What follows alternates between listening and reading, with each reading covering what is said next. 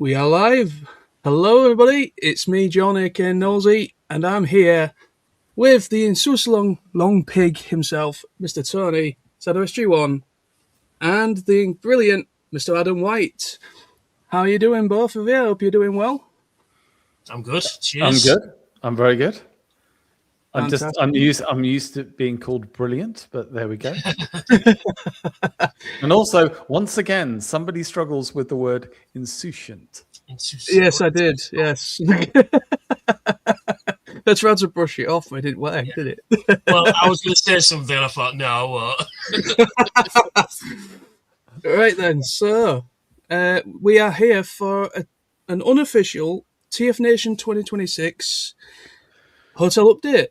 Yep. So, but we're going to talk. I'll talk a little bit about TFN Manchester, and we'll talk about Swindon as well because that's a new one coming up in 21st of November. Mm-hmm. And we're just going to do an update on the hotel situation at the moment as well. So let's just get into the comments because there are already people in here already. So first off, we've got Adam from TF the Show saying, "Evening, gents, just dropping in before Transformers the show tonight. Hope you're all well." Yeah, brilliant here. Good to see you. And Andy Prime, hi everyone. Hope you all are well. Let me get. Oh yeah, we got Raymond's and Salsa Dancers. Oh yeah. Andy saying, "Oh, there they are." We were a little bit late. Technical issues. It's okay. It's all good. You can blame it on me. Don't worry about it. No, it's me as well because literally I was just trying to figure out how to get the picture for the thumbnail off my phone onto this, and my mind just wouldn't recollect. Nosy, I was trying to spare your blushes, mate. I was trying to be nice. Don't worry. I wanted to say it was all your fault. It is your fault. It's always your fault. Apart from when it's Sam's fault, and it's always Sam's fault. Yes. Also, ladies and gentlemen, can I ask you in chat as well, especially Andy, lovely to hear from you, mate. If any of you have a comment on anything I say, I will be viewing the comments as they come in. Mm-hmm. I'll be doing that because you don't want to wait half an hour for Nosy to actually get round to the comment. So I'm going to be viewing it. And that sounds really, really bitchy. And it kind of is, but it's also true. And you know it, and I know it. I do apologise about that. That was my bad. Just that you get caught in a tangent and you don't realise how far time's gone. And yes, Andy, I got it as well. You are the man named Andy. I am the man named Adam. I don't know anyone called Adam at TF the Show. And I got really worried for a second because I thought I just signed up to something very different. Yeah. Right, so where are we? Andy Prime says, "We've been waiting for ages." I do apologise about that. Literally, Time is relative, you know. So we're going to get straight on into things. But yeah, that's everybody. Yeah, just blame Sam. Yeah, definitely blame Sam. But anyway, so what we're doing first off? Are we doing the hotel? Going straight into the hotel update now, or wait a little bit? I think it'd be good to just jump in and do that. Okay. Let me just grab the screen. There we go, and share. And I just want to check if you can now see the little screen share that I've got going on. Yep, it's just popped up on my side. Yep. Lovely, good stuff. So if you want to pop that up on the screen, and we'll get started. Right, is that better, or do you want me to do it like this? I don't mind. If you want to keep your beautiful faces in the bottom of the screen, I'm sure chat will be overjoyed. But just do it like this, because obviously then everyone's got a full view of it. But then nobody will know who's talking. So yeah. Even better. Yeah, hello. You'll know when Nosy is talking because I'll be telling him off for saying something incorrect. Right. So let's start. Firstly, some general advice to everyone. And after the last video that I put out, I thought let's review that and also pick up on any elements that I might have gotten wrong. And one thing when I was speaking to various people was that for some reason, even though so many of us are used to getting pre-orders, we buy online, we buy from Kapow, we buy from In Demand, we can spend a fortune on Transformers, and we can do this all the way throughout the year, plus regular other products as well. And yet when it comes to getting a hotel, for some reason, we all seem to clam up. We seem to let common sense go by the wayside. So maybe treat getting a hotel at TFNation like a pre-order. And by that, I mean that when you get a pre-order, you have no worries about shopping around and looking for the best deal. You automatically check out different websites and see if there's any fine print there. So do it with a hotel. Check out the hotel's own website. Don't just rely on Google. Look for extra info. Look and see if there might be discounted bookings. And some of that information I'll actually be putting up when I go through the hotels in a second. Check the fine print. Fine print is a huge cause of consternation during TFNation. Is the payment you're making for the hotel up front? Is there a deposit required? Will there be an extra deposit required on the day? Can you get any information about that? Also, really simple, but is breakfast included in your hotel room? The amount of people that go to the Hilton or go to other places, they booked online, they booked the cheapest ticket, and it hasn't included breakfast. And it might be, let's face it, a couple of quid when you're popping past Subway or McDonald's or wherever. But the fact that you've had your morning shaken by turning up at breakfast and then being turned away, that can really put a downer sometimes on your experience. Then when you get closer to the event, just like a pre-order, you're checking with the people there. Is the product in? Is it ready? When is it going to ship? Are there any problems? I haven't heard anything in a while. Do the same thing with the hotel. Last year, I checked on behalf of Nosey and Thrussell and others. I checked the whole concept of paying up front, cash on demand. Can you pay in cash? Do you have to pay by debit card? I wasn't even staying there. I didn't even have a booking reference. And yet the hotels came back to me and gave me full information. Because guess what? That's their job. If you've got a booking reference, make use of it. Go to the hotel, go to the Hilton, ask about details, ask if stuff is available. And maybe you can even bring up things like checking in times, which again, we'll run through. But nearer the time, you can even suggest, look, if I'm staying at the Moxie, I would like maybe to be on a higher floor. I don't want to be on a lower floor.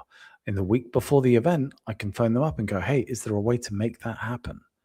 And that doesn't mean paying extra money a lot of the time. That just means being courteous, being kind, seeing what is available, making the most of what you're getting. Remember, you're paying for this.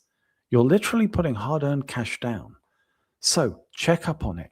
Make sure it's the right thing for you. And finally, as well, a lot of these hotels are now coming out with these apps and tech things. The Hilton has an app. Some of the other ones have apps. And yes, it's a bit of fluff and it's an annoyance. But like everything else, you utilize it. I spoke to Nosey about this, and I said about the irony that a lot of us now automatically will stick stuff on credit cards and buy on cards online if there's a toy we want or clothing we want or something else we want. And yet when it comes to the hotel, there's a bit of a challenge because you're like, well, I'd really rather pay in cash. But if you're getting everything else and it's convenient, is there a way to make doing things the modern way convenient for you? If you can safeguard yourself, if you can make it easier, if you can master that particular way of getting your hotel, do it. And I'm saying that as well, not just for new attendees, but also older attendees as well. Be the person who knows everything about your booking. So when you turn up, if there are any problems, boom, you've got yourself covered. Andy, lovely to have you on board. Good you joined us tonight, and have a lovely show, mate. Right. Oh, and yes, one final thing as well. Something that I've noticed, search results might not reflect your exact requirements. Now, this will be the first time this evening where I call Sam out for being completely wrong. However, it is not his fault. So, for instance, say I need a one-bedroom at the Hilton, and I type into Google one-bedroom, and the Hilton, for whatever reason, doesn't have any one-bedrooms left. They don't even have two bedrooms left. They have some family rooms, though. Well, Google, trying to be a help, will just put that room, that price, up on the screen sometimes. Now, of course, it's not the ideal room for me, but it's the only room that it can get me from the Hilton. So when you see some of the prices on that screen, when you do your searches, make sure that it is for the amount of people you want, the dates you want, the type you want, the type of room you want. A presidential suite is going to cost a fortune no matter where it is. But if you're typing in and you're thinking, oh, that must be the price for one bedroom. Oh my goodness, the prices are extortionate. That's not the case. It's just the fact that there's nothing available at that time. And remember, as I said, if you check on the actual websites, the official hotel websites, they might have stuff free when Google and hotel.com tell you it's sold out, because there are different allocations for different types of rooms. Right. My God, that was a lot. Yeah. So a quick official update. So unfortunately, somebody with a bit of a fetish for black and white striped armbands got in touch with me and mentioned the fact that I'm so sorry, ladies and gentlemen. I didn't even want to bring it up, but there you go. But he did happen to mention that a lot of people are, when they're considering their hotel at the moment, are maybe sharing a room with people. Maybe they booked a room and didn't realize that somebody else has booked a room for them. So what's happening is, what I mentioned on my video, they're starting to cancel bookings, and they're starting to move in with other people, go to other hotels, and also some of the people from QuoteCon are doing exactly the same thing. Now, in terms of direct hotels, we'll see that in a second, but in terms of the discounted hotels with the Hilton, there are some rooms left for some nights. Now, this on the screen is what you guys get, I believe, when you go into the portal once you've bought your ticket with TFNation. Mm-hmm. So please, if you're still looking and you're desperate for those Hilton-based nights, check out the portal, see what is available. Again, you might be able to make it work for you, okay? Now, in terms of actual hotels, and let's start with the Hilton. I can see that's just popped up there. That's a bit awkward. My apologies, folks. You can tell I was having a battle with PowerPoint minutes before this show started. But last time that I did the video, I said that there was nothing available for the entirety of the weekend. And then just as I was publishing, one room came up, and I think for the Saturday night, it was 400 quid. It was ridiculous. Ouch. However, that was a family room. Again, I fell foul of the same thing other people did. I saw the result and thought, that's really expensive.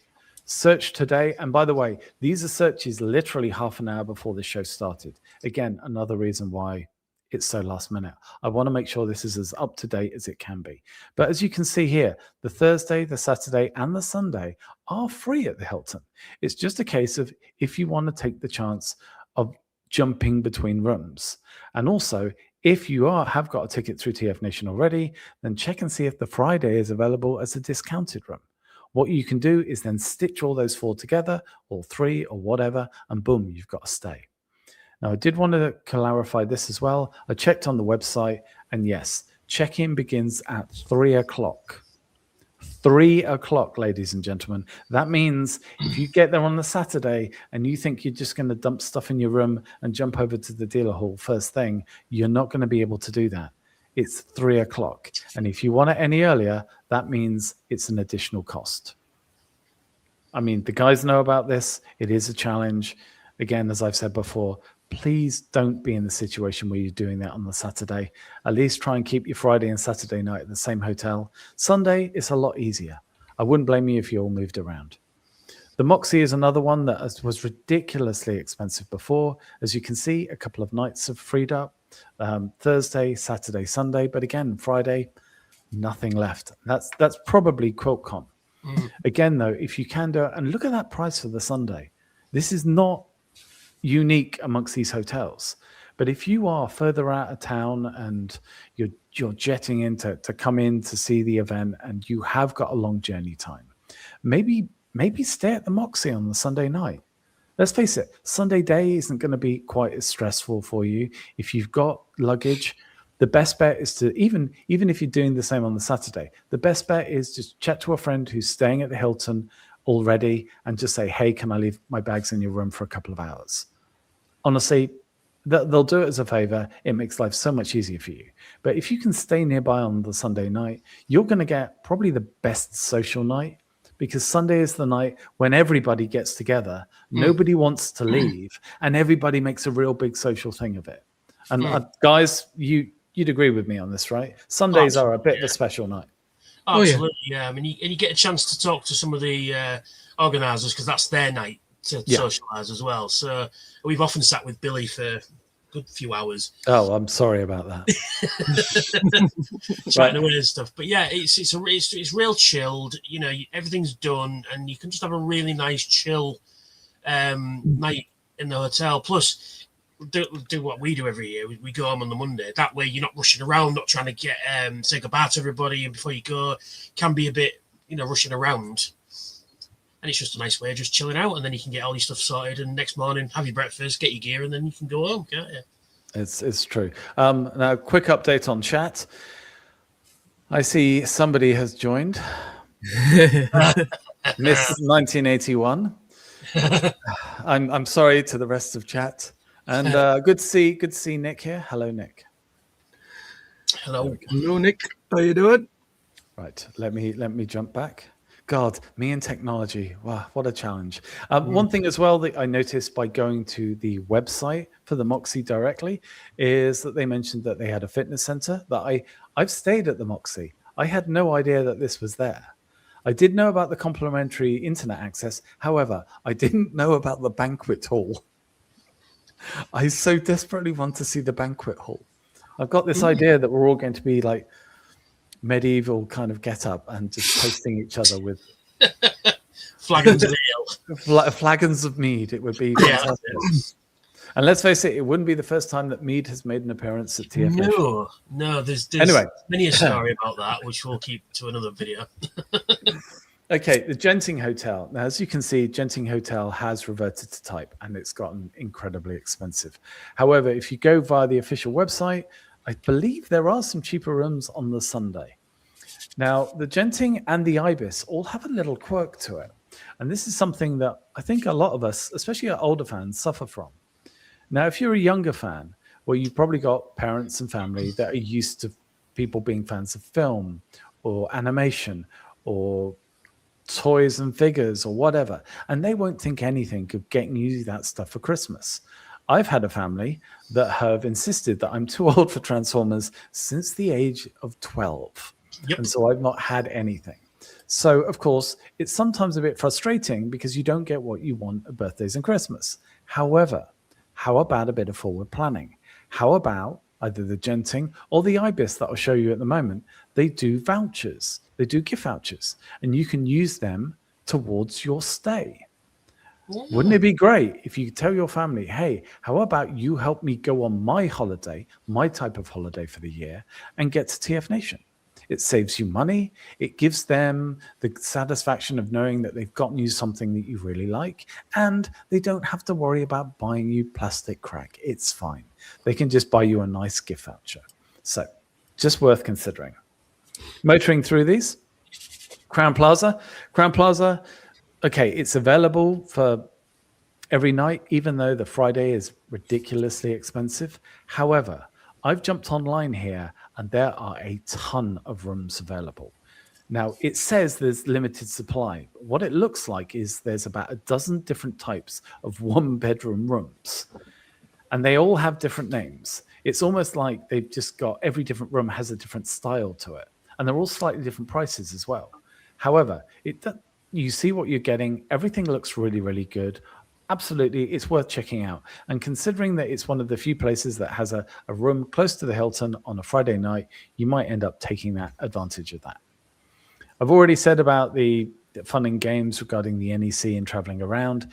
Again, if there's any worries that you have or questions about the campus, the moving around, the travel times, anything like that, I've already covered that in the previous video. I don't want to hold these guys up too much because I want to ask them some stuff about TFNation in a bit. Okay, the Arden. Now, unfortunately, the Arden does suffer from one big inconvenience this year. Isn't that right, Nozzy? Yes, because I'm staying there this year. Okay. So the Arden is... Now, the Arden, I checked their website, and they've said that it's a 5 to 10 minute walk from the Arden to the train station. So most people will know then from there, it's a walk through the NEC and over to the Hilton. Of course, at night, that does mean a longer walk. And this would be the one where I would suggest that you use a taxi. However, I also went on the website. The Arden is stacked with a lot of facilities. As you can see here, has a 13-meter pool, a jacuzzi, a sauna, a steam room, a gym, and it has, get this, 2 full-size snooker and pool tables, Oh, cool. which I think is sodding genius. Mm. And in fact, I'm genuinely quite jealous of Nolsey for going there. Yeah, I am now. I can play pool on my own. Honestly, I'd be in the pool. I'd absolutely be lapping it up. It'd be great. In the pool or playing pool? I'd be in the pool. In the pool, playing pool. In the pool, playing pool. I then get someone to serve me champagne by walking into the pool. Really play up that upper class feel. Oh, yeah. I will say though, it's one of those where the rating isn't as high as other hotels in the area. I've not heard anything massively negative about it. I just think that maybe because it's not a big chain, it doesn't get as much corporate business, and so therefore it's going to be more unique individuals there. But I'll really look forward to hearing what Nolsey says about this after his thing. Now, can we go on to the section of the show which is now called Sam is Wrong? You should have a big slide that says Sam is wrong. Now, to be honest though, I can't blame him. However, as H and I both realized whilst you were doing the stream, Sam was literally talking about this whilst he had this graphic up on the screen, which was quite incredible. So there is a slight problem with the Arden. And in fact, you'll notice it if you're at the airport or anything else that's over to what I think it is the west of the map. And that is that if you want, there's a main road a train line, should I say, that splits the likes of the Arden and some of the other hotels and the NEC. And to get into the NEC, if you look on Google, it looks like there's a really wide footbridge over that gap. There's also as well an underground pathway through that gap. And if you're staying at the Arden, you go, oh, it's great. All I have to do is just walk over that bridge, walk through that gap. It's fine. I can cut through to the NEC. The reality is that's not the case. That walkway, that overpass, that underpass, they are elements that are designed to manage crowd flow when there is a big event on at Resorts World Arena. They are very rarely open. Yes, you might see them open one day, but most of the time they're shut. And what happens is that people go out of their way, they walk the other direction to the NEC, and they think that they can get a cut through. And they don't, and they end up frustrated and they wonder where they are. The reality is, if you're going from the Arden, you walk up to the train station. It's a simple journey. It won't take you much time. In fact, I'd say to you, Nolsey, as well, on the Friday, the Saturday morning, go for it. Just walk is no problem at all. The only time you would even need to think about a taxi is late at night because of that extra walk around the NEC. But for the rest of it, you're fine, mate. In fact, if anything, after sitting around in the bar or shuffling around the dealer room, it'll actually be quite nice to get a bit of fresh air. And it's not an unpleasant walk, put it that way. Yep. Right. Okay. Okay. And then we're on to the styles. Now, I'll keep these a little bit quicker, but again, look at the prices. The prices aren't bad. This is close to the train station. This is probably your best bet for hotels in the area. It's a reasonable price. It's is there a rule about having glass on poolside? Yes, I imagine there's a rule about having glass on the pool table side and on the swimming pool side as well. Yeah, you're not supposed to have any liquid near the felt. So that is true. That is true. And Sam, I do have some bad news for you.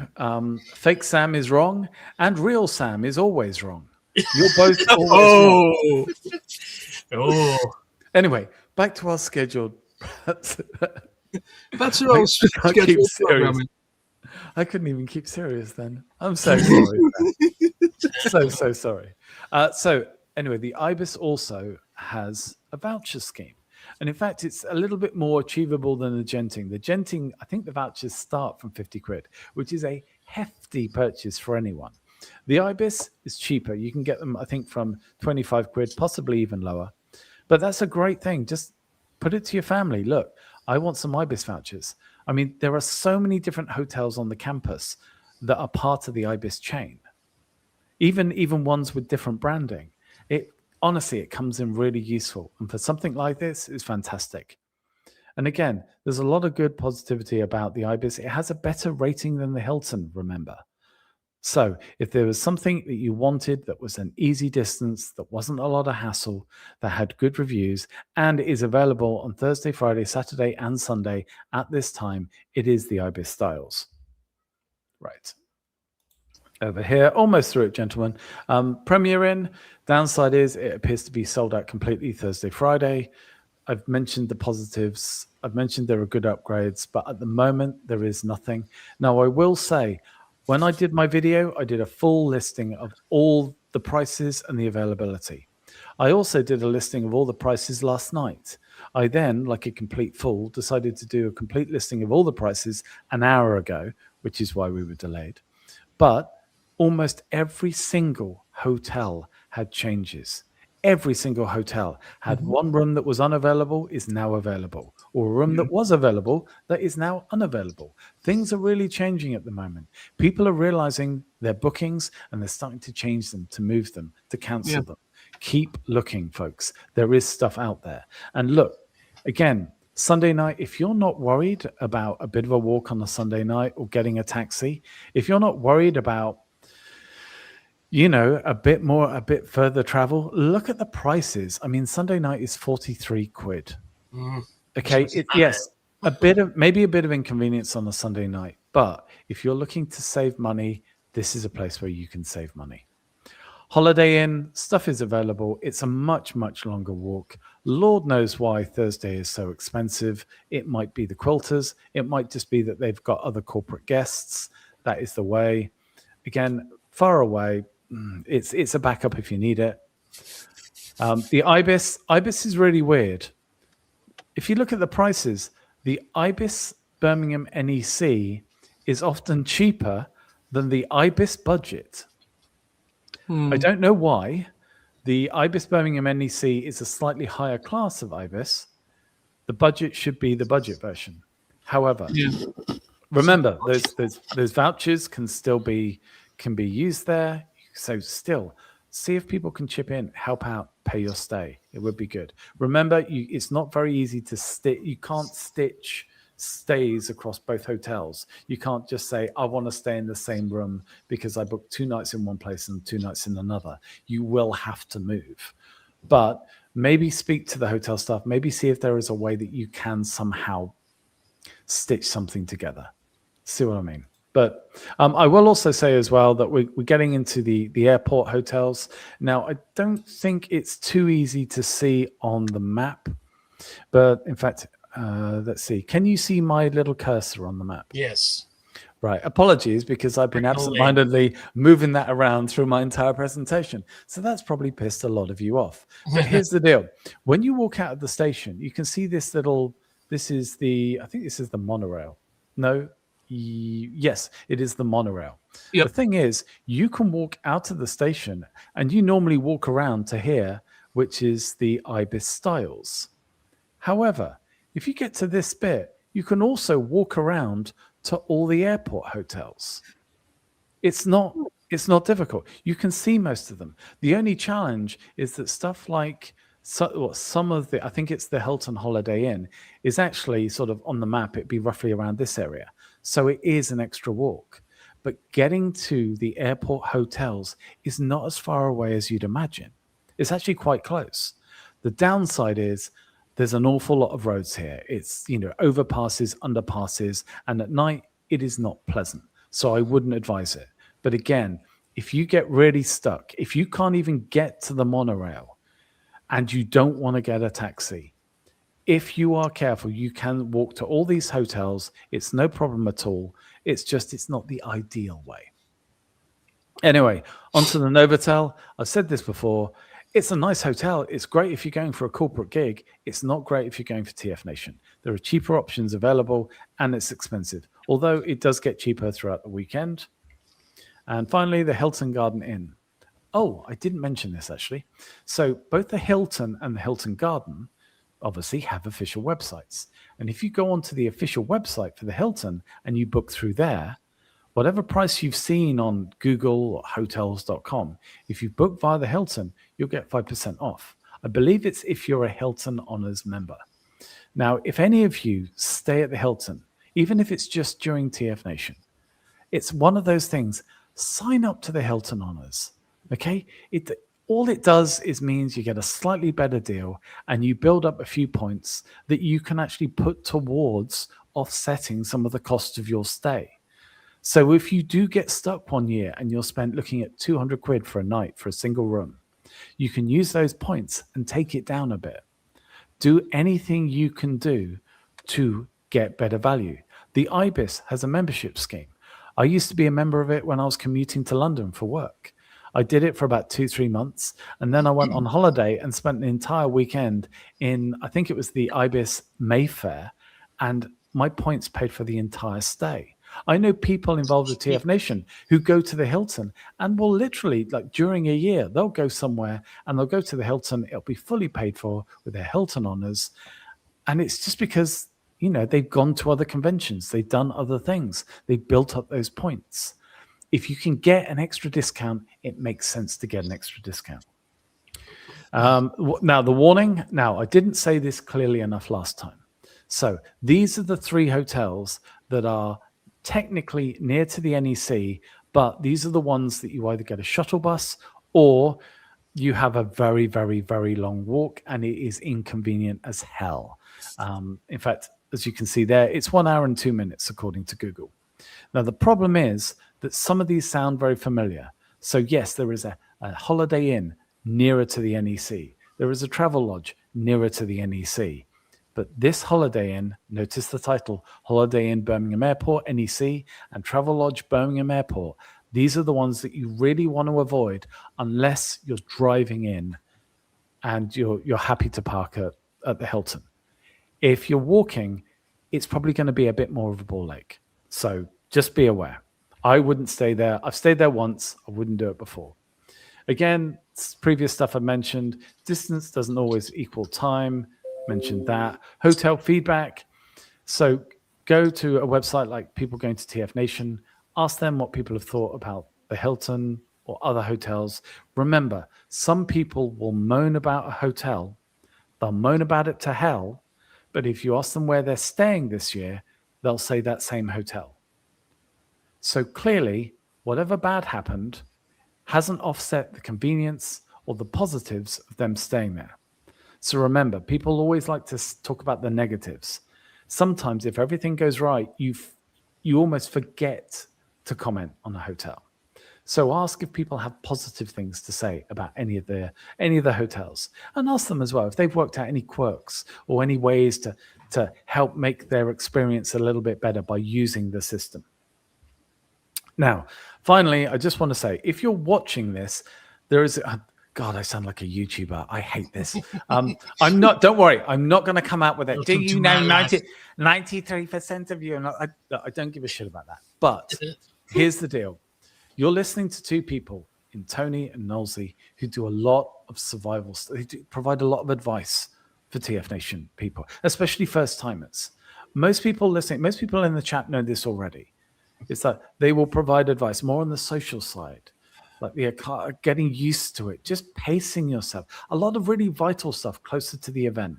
Now, they put out other videos about other stuff. Of course they do. Everyone does. But it is worth subscribing to them so that you can be informed. Again, there'll be details in the show notes, I'm sure. But just do yourself a favor, okay? Follow them. And finally, since I have pimped you guys out, and I think we can both agree I have pimped you guys out. Oh, yes. I'm going to do some self-pimping. So if you do like the sound of my voice, I've started a little show. It's called Fluff and Busters. It's basically like a fan commentary channel. I am hoping at some point, after an aborted attempt last year, to get these guys on and to do something. And also as well, there's a few other guys in the TF Nation community who've talked to me about other Transformer films and stuff. But yeah, that is it for me, guys. I'm happy for you to stop sharing the screen, and I can now face the full unrequited wrath of chat. Oh no, I have to agree with Silvermoon. But anyway, Unfortunately, Sam is right for once, but notice what she said here as well. She got a night last year virtually free due to Hilton Honors. Now, Sam hasn't done anything out of the ordinary to get those nights. She's not, she's just gone to previous TF Nations. All she did was sign up to Hilton Honors and make sure if she's staying at the Hilton that she marks up those nights. Same as the IBIS stuff. Same as I think Premier Inn has a similar thing as well. Okay, make the most of it. Get every discount you can. Save money wherever you can. The more money you save, the more likely you're going to make it to the event. Sorry for banging the mic there. The more likely you're going to be there, the more likely you're going to feel comfortable with money and have a good time. People talk about managing money all the time. Nolsey, you're a big one for managing money, making sure you keep an eye on it. Well, how about managing the money throughout the hotel booking process? Because you can arguably save far more money then than you will do buying it in demand instead of kapow or the other way around. So anyway, I have now talked. I have a coffee. I now leave it to you, gentlemen. Good advice there. And as they say, information is ammunition.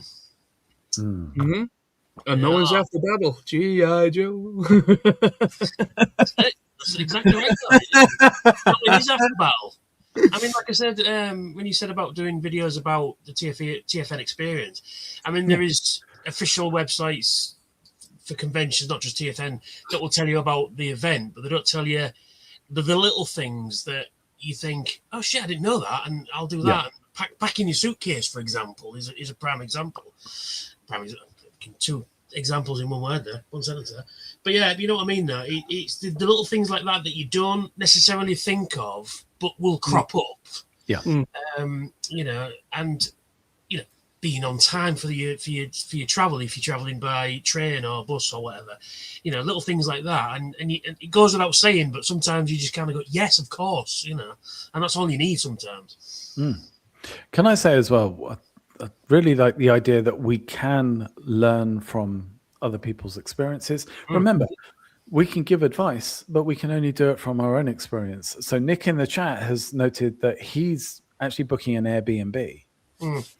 So it would be absolutely fascinating to find out, Nick, what your experience was. Obviously, you have a lot more commitments in terms of organization, being available at specific times in order to deal with the weekend. But it would be lovely to hear back from you and find out how that went, because that's another option that we can include in these videos.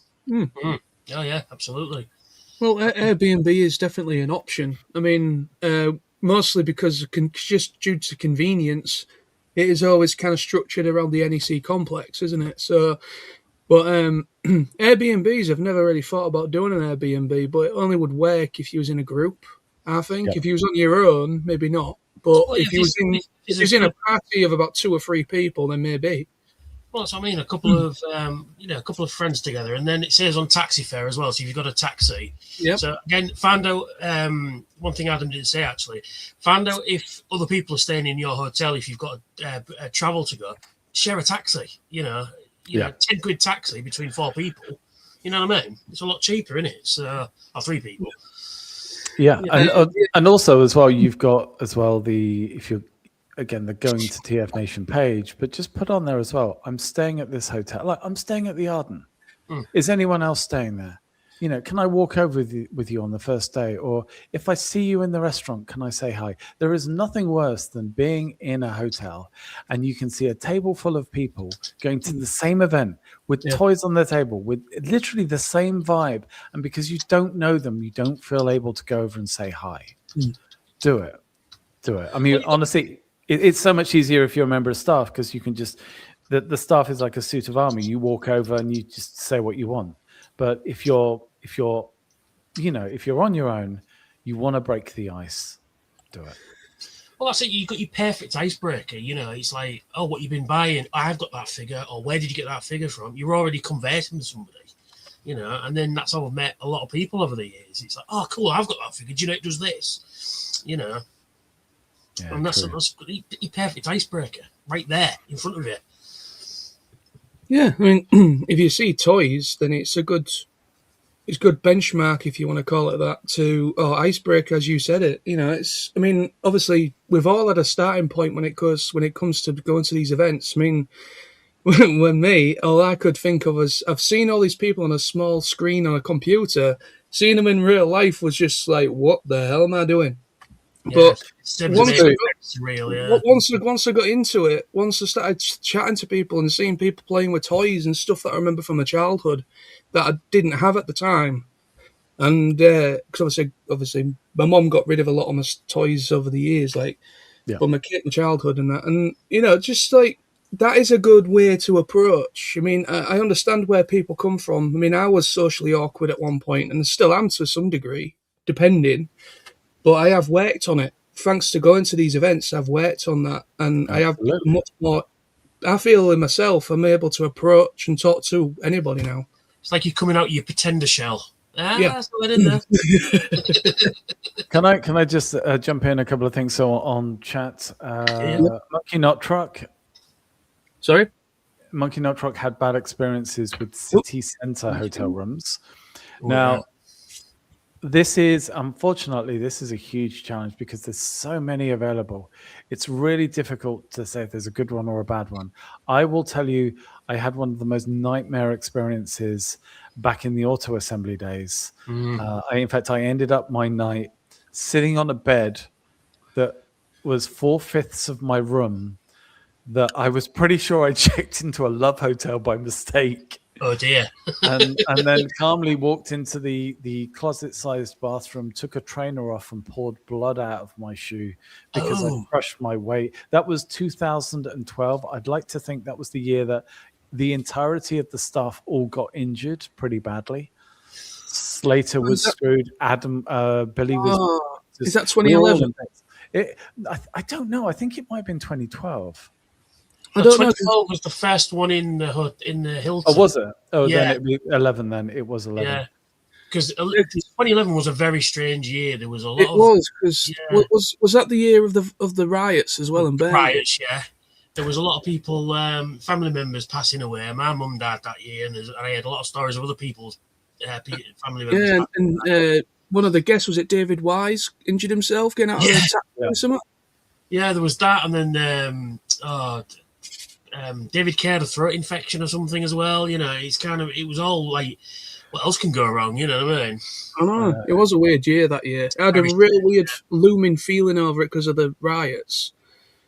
And people will get a bit concerned because literally just down the road, didn't a shop get done over the same night, the same weekend? The comic shop that was underneath got the window put through. Yeah, I remember that. Jesus. Well, here's the thing as well. When every year will have its own challenges. I mean, it's funny enough. If you guys get onto the subject of other TFNation news, I'll probably bring this up. But every year, the team are working behind the scenes to tweak stuff or fix stuff. Sometimes stuff goes on that you only find out about years later. Really big, serious, bad stuff. First time we were at the Hilton, we had technically an armed gunman and we had armed police. There's always little things that come up each year. The team has to work around it and we have to work around it. But it means as we get better at dealing with those situations, and I say we as attendees and as the TFNation team get better at working around their stuff and tweak stuff, it just becomes a better process. The challenge is, ironically, as TFNation gets better and better at tweaking systems and moving stuff, it's more subtle, and therefore most attendees don't even realize what TFNation are doing to improve the event, even though it takes a lot of effort from them. I just want to give a quick shout out, firstly to David, who was on Knowlesy's stream. I'm so pleased you came back, especially after you listened to Knowlesy and Sam for like an hour and a half. You did a fantastic job. And you're going to be putting up with them at the Arden. I mean, you are a sucker for punishment. But yes. No, but seriously, I'm glad that you're on the stream. The guys will, I'm sure, talk at length about what they're looking forward to. But I do also have to say, we have been joined by Sam's formers. Yes, hey, all right, Sam. All right, Sam, how you doing? Mate, how you doing? Is he the real or fake or? There's 3 Sams now. There's too many Sams. There's too many Sams. It's usually with me. For me, it's usually there's too many Johns. I'm going to be clear on this. There is one true Sam, and it is Sam's Formers. That's true. I don't care how cheesy that sounds. Yes. I'm sticking to that. The one true Sam, I'm hoping once this nightmare of my situation fixes itself, I'm hoping to be back in London. So I will hopefully see you at the Battersea store very, very soon. Oh yeah, I'd love to go see that. I've not seen it yet. I want to go to that myself. And finally to Andy, and I know I'm jumping around the comments, but that's just what I do. He mentions that he still has a challenge speaking to people. So I will say, when I went back and I volunteered at TFNation, the main event in, is it 23? I think. 3, yeah. I came down on a Saturday night wearing my crew t-shirt into the bar, and I was genuinely too scared to chat to anyone. And anyone who knows me, and if you know how many times I've opened my big gob on podcasts, or been a member of staff, or literally greeted an entire line of people queuing up without any hesitation, and I completely bricked it. And in fact, it was on that night, it was thanks to Nick, True Phantasm, and I literally went over to him and said, would you mind if I sat at your table? And I felt like a kid doing it. Everyone, doesn't matter how confident you are, everyone has that wobble. Well, Good thing. Go on. Sorry, I was just going to say that when you're talking on a live stream, or when you got your official hat on and like I say, greeting people and that, there's that sort of barrier. There's that shield in front of you, so you can sort of go, right, this is part of what I'm doing. This is like when you're at work as well. If you're customer facing job, you speak to people, and but when like you say, when you're in a social situation, it's completely different. You don't know how to talk to somebody because you're not in an official way. It's like I say, it can be very daunting to people. It used to be for me, but not anymore. I overcame that by doing things like how it started, as daft as it sounds, starting a YouTube channel. Just talking to the screen and just getting things out. And when I first started, I just looked at the camera and just talked to the camera for an hour and just watched it back. When that was a load of rubbish, I'll do it again. And then you sort of build up the confidence to do, to talk to people. Like I say, it's never easy, but there are things that you can do to help you get over that. And speaking to all of us, we're all lovely. Every person I've ever met at TFN has been absolutely a fantastic person, and they like the best thing about it is they like the same shit you do. So first they like Transformers, but you'll find somebody who likes Doctor Who or Star Wars or video games or comic books, something that you like too that somebody else likes, and then you're having a conversation about zombie movies or Godzilla movies or something, and then next thing you know, next year it's best friends. Like no time has passed. It's fantastic. Yeah, I know people who were talking to me, and I don't even know how well you know these people or met these people, but they were talking prior to last year, and they were very excited about seeing you two. And I've not seen them in any photos with you guys, but they were genuine fans. And one of them even said to me, "Oh, I don't know. I don't know if they're. I'm a bit worried about meeting them. I mean, I might say the wrong thing." And I'm like, I appreciate that you see them through a screen, and you probably associate them with super confidence and super energy, and they are just regular people. And like everyone else, all of us have been to a convention for the first time. All of us have been nervous or on a down day at a convention, even after a decade. It's just you need to just find a way to make that first step. And we've all been there. So don't worry, you're safe. Absolutely, yeah. I mean, even if you just sat on your own and somebody goes, "Oh, can I just sit there for 5 minutes?" And then the conversation will naturally happen, and it just does. I mean, like Adam said, I've had people come up to me, and I've signed autographs for people, which is so strange. And I'm like, not that I'm tooting you on horn or anything, but you're just like, but I'm nobody. I'm just some guy that talks about robots. And then people, "Oh, can you sign this for me?" Okay, £27.50, but Well, hang on, let me just Control Alt print screen. There we go. So we will be releasing a print of this screenshot, and it will be signed by these two people. I don't know how to write, so I won't be signing it. I'll put a paw print or a potato print on there. But yeah, yours for $9.99.99. But that's not all. If you order today, we'll throw in a sad naked picture of John as well. Oh God, nobody wants that. we have just lost all of our viewers. Thank you for that. It's just gone to 0 right now. Yeah. But it has been a very, very weird experience. I even got name checked in one of the programs. I did have it to hand. I think I moved it. Like, and they were like, "Oh, if you're struggling, come and find SoundwaveSG1 YouTube." Yeah, that was it year before last? Year before last, yeah. And I didn't even know that until I think Jamie Harris came over to me. He goes, "Oh, do you know you're in the book?" I'm like, "Where? What? Oh, yeah." Yeah, I got told about that because they're actually trying to kind of TFN were trying to point fingers at people that people might know because we're always talking to first timers. And I think it was that year. I think there was a couple lasses. I think they were Dutch or something. I can't remember now, but they were there for the first time. These two lasses. Oh yeah, I remember now. Yeah. And fake Sam. Unfortunately, the poor lasses must have been like, "What the hell are we talking to Sam for?" But anyway, it was real Sam and fake Sam were talking to him at the same time, and fake Sam told me to come over to their table, and I introduced myself, and they didn't know who the hell we all were, but that's not the point. It's the fact is that they were there for the first time. They were sat on their own, and the fact that them lot actually did try to approach and include them actually made them feel a bit better, and they opened up more. So the social aspect, I always say this, and this is it's just a slight finger to Andy as well, because everyone that goes to these events, everyone's on the spectrum somehow. There's people of all different shapes, sizes, and thought process, how they process being in a room.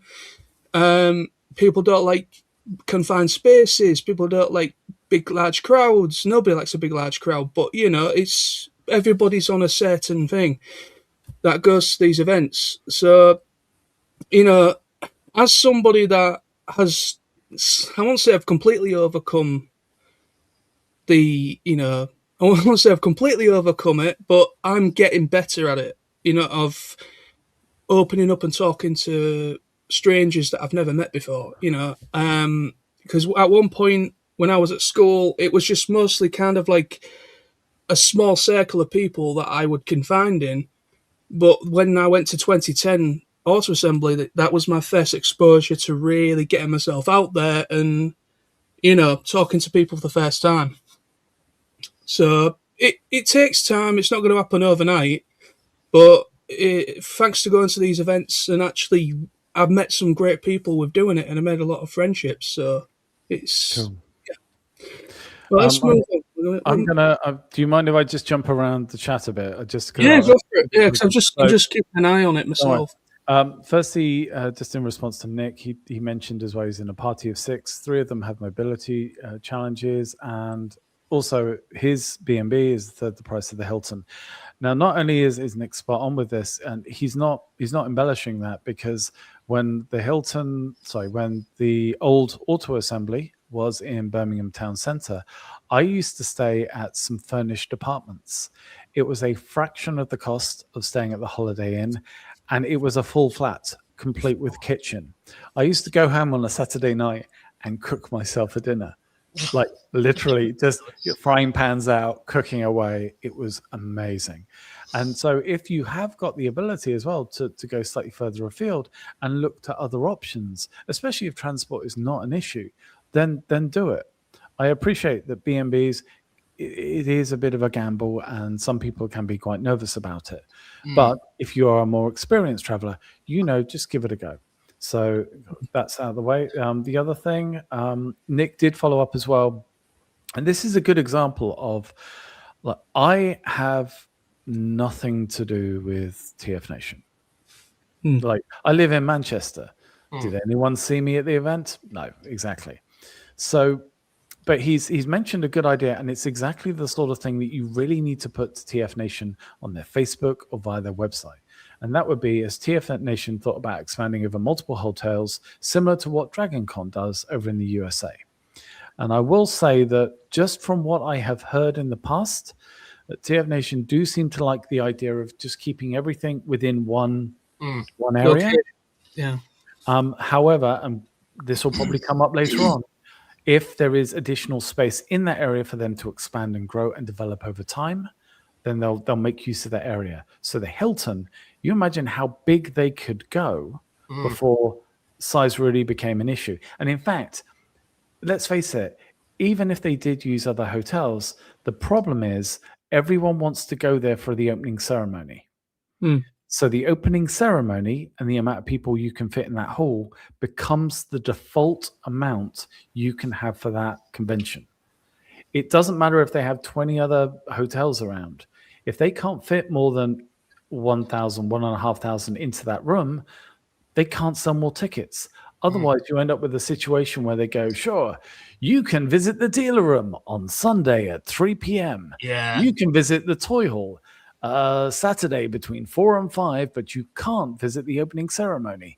No, they don't want to do that. So that's the problem. The big challenge is it's finding one single hall big enough. And if you think about it, if you go much bigger, the answer is obvious, the NEC. The problem, you lose the entire community side. Yeah, absolutely. Because people will just turn up for the day, go walk around the dealer's room, sign up, get a few autographs, then go home, and they won't stay.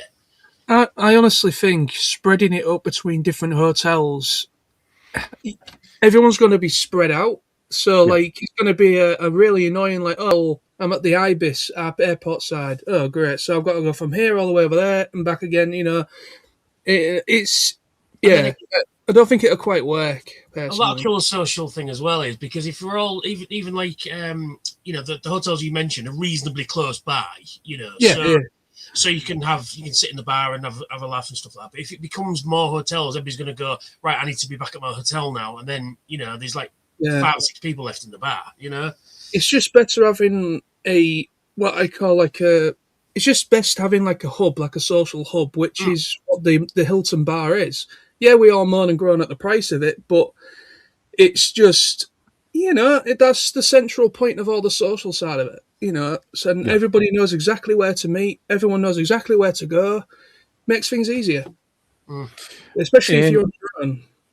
In chat at the moment as well, Raymond has mentioned an extremely good point. Yes, he's mentioned this before, but it is always worth people sort of picking up on this. He mentioned the experience that his friend Marcel had, who, again, has arrived with TF Nation, challenges in terms of socializing, challenges in terms of like enjoying the convention, and yet really quickly made to feel comfortable, made to feel as they were part of it, made to deal with burping noises on microphones that were far too loud. That's what the mute's for, Joe. I'm so sorry, Raymond. The precious moment. I'm talking about Marcel, someone that you admire, someone that has had a battle, someone that we should celebrate. And what does he do? He burps. That's right. I am so sorry, Raymond. Yeah. But if you're watching this in the chat, you've got both Raymond talking about Marcel, but you've also got Andy talking about the challenges they face. The fact that these people come to the event and relax, and it means that anyone else, and I'm obviously talking about you, David, but any other first timers and newcomers in watching the video, like there's a lot of us in the same situation. So if you reach out, if you're prepared to reach out, again, they're going to TF Nation's site, or even just responding to this YouTube channel. We'll pick it up, but it will be the way so you can meet people in a similar situation. Just relax. Once you've relaxed, once you feel comfortable, then you'll understand why 2 guys like this on this stream will be walking around saying hi to everyone, looking as though they're king of the bar, and all they've done is be nice, be gracious, be courteous. That's it. That's all it takes. It goes so far when it comes to the Transformer community. Also, as well, I'll expand it when I do my do's and don'ts at conventions and things. Yes. Like that. Nothing. If you are feeling overwhelmed, there's nothing wrong with going for a little walk to Resort World, for example, Yes. because it's just round. It's basically 10-minute walk, bit of fresh air, get out of the way. Also, just go up to your room, just half an hour. Look at the stuff you've bought. It's a good way of sort of resetting yourself. Because I've done it many a time. I've got to the point where I'm like, right, I need to do this, need to do that. Right, I'm just gonna go and take half an hour, and I'll go get something to eat, or just go chill out in the room. Like I say, look at my stuff I've bought for that. I've just been to the dealer's room and stuff, and then just have a chill out. It like I say, it does reset your brain. And there's nothing wrong with that.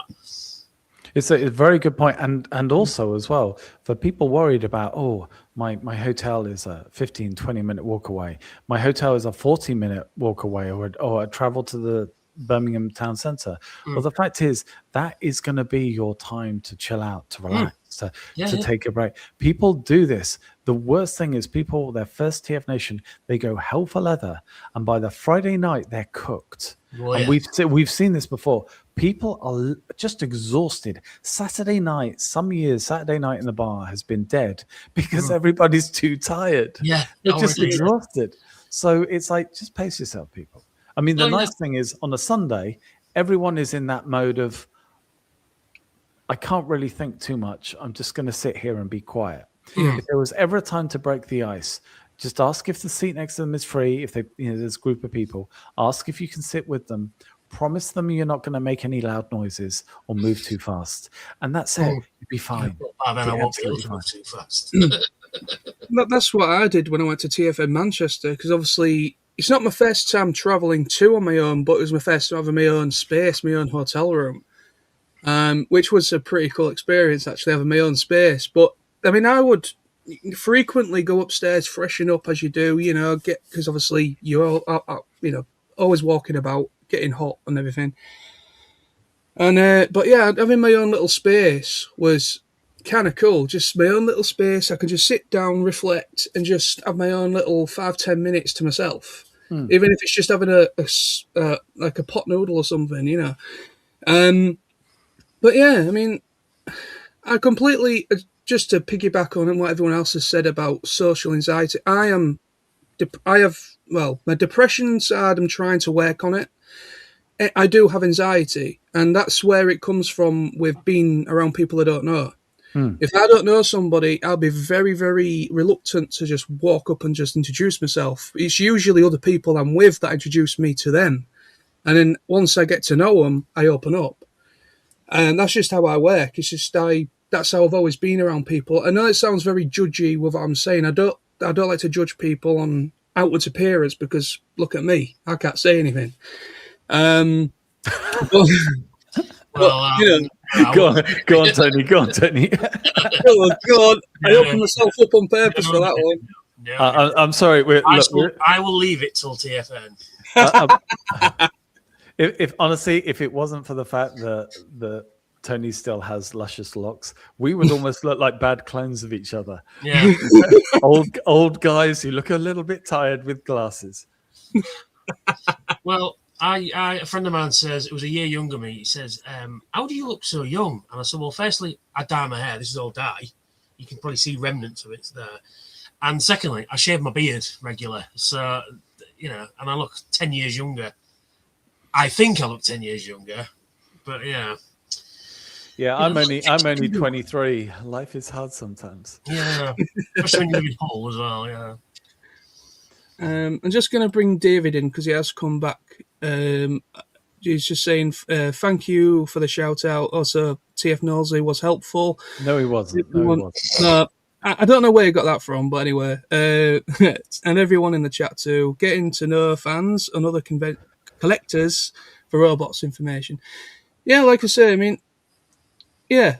I'm happy that you found that stream the last time I was live and you're back again. That's if you're still here, that is. But yeah, I'm all happy. I love doing these. I love doing these streams. Love doing my videos in supporting TFNation. I've got nothing to do with TFN. None of us do. No. We're not affiliated with TFNation in that way when it comes to running the event. We just try to help get the word of mouth out there for the information. And like we're doing now, hotel information. So you know, we do it because we love going, and we love the experience. We love the people that go, and aside from all that, we get to bring robots home. So everything's a win. It's Robot Christmas. Robot Christmas, exactly. But I mean, like I said, we do it because it gets word of mouth. It gets people energized. It gets people to do their own videos, and it's a lovely thing to say. I have seen it. The TFCon guys in America are starting to do what we've been doing for the last 10 years or so now. They're doing videos about we're going to TFCon, blah blah. We're going to meet people and stuff. Because I mean, I've seen videos in the past of especially American cons where they've just walked around the dealer's room and they've gone, "Hey, we're going to TFCon today," and then they walk around and that was TFCon. Well, what did you do? What panels did you see? What guests did you meet? What did you buy? Because one of the things I like about this thing that we do is seeing other people's thoughts and boughts videos, as we call it, because you can only experience the convention in your way. So you'll only experience it the way you do. But when I look at John's videos, for example, he might have seen a panel that I missed, or he might have, spoke to a guest in a corridor just for like 2 seconds and they had a laugh or whatever. And then you see somebody else. Well, I only came on the Saturday and this is what we did. We went to this thing and that thing. So you kind of see the whole event without experiencing the whole event, if that makes sense. Because you can see, it's also like an insight in people's brains as well. Yes. And it sounds weird, but like the stuff that you've bought, just, like, did you buy comic books? Did you buy toys? Did you just get things signed? Yep.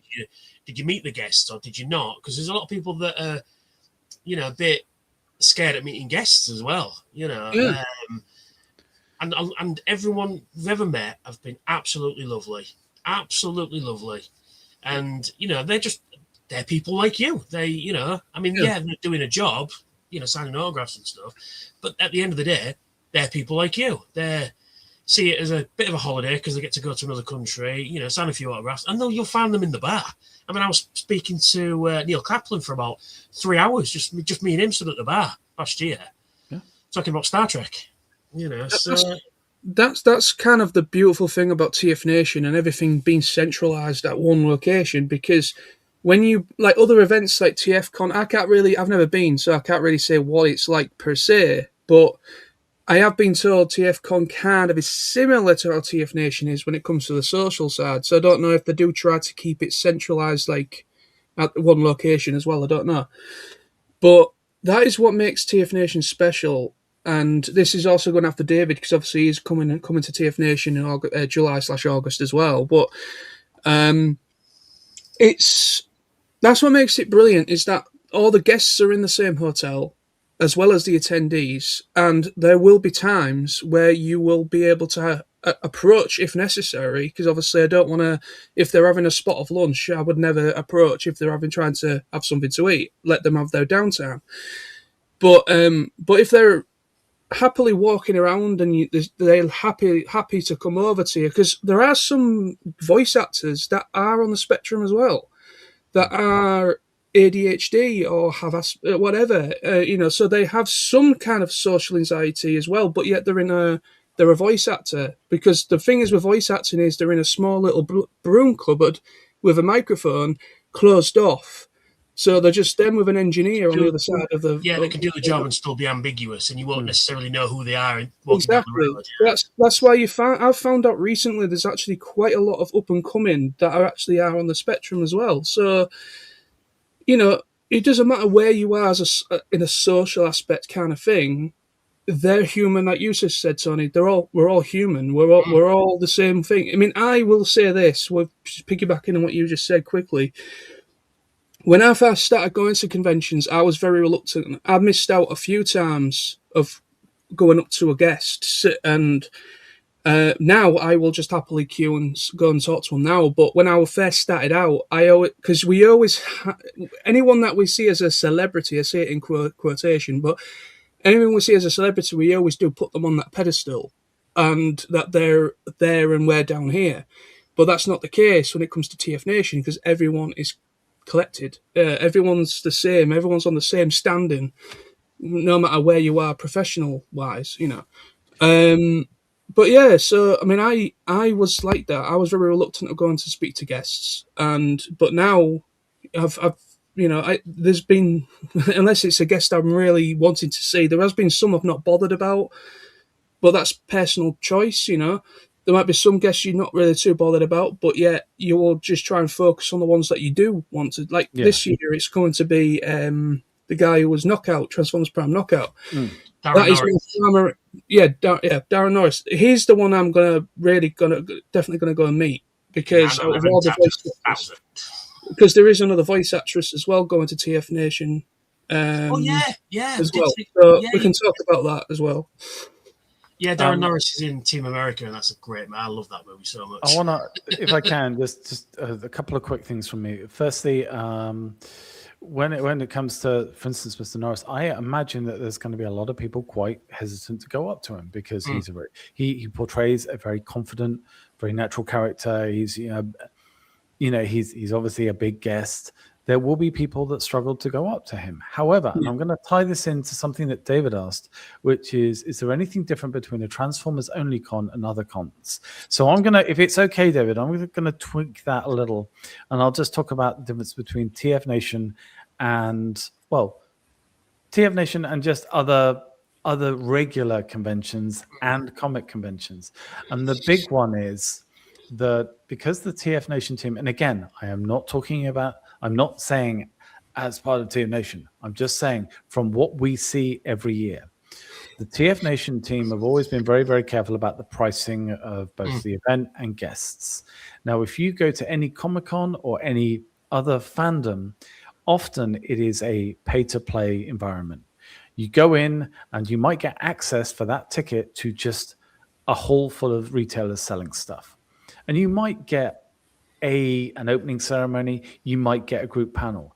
But I've been to other cons where every other moment of the day is monetized. Like you want to have breakfast with a guest, that's 100 quid. You want to sit on a table with 8 people and the guest, that's 50 quid. You want to sit on a table with 4 people and the guest, well, that's 100 quid.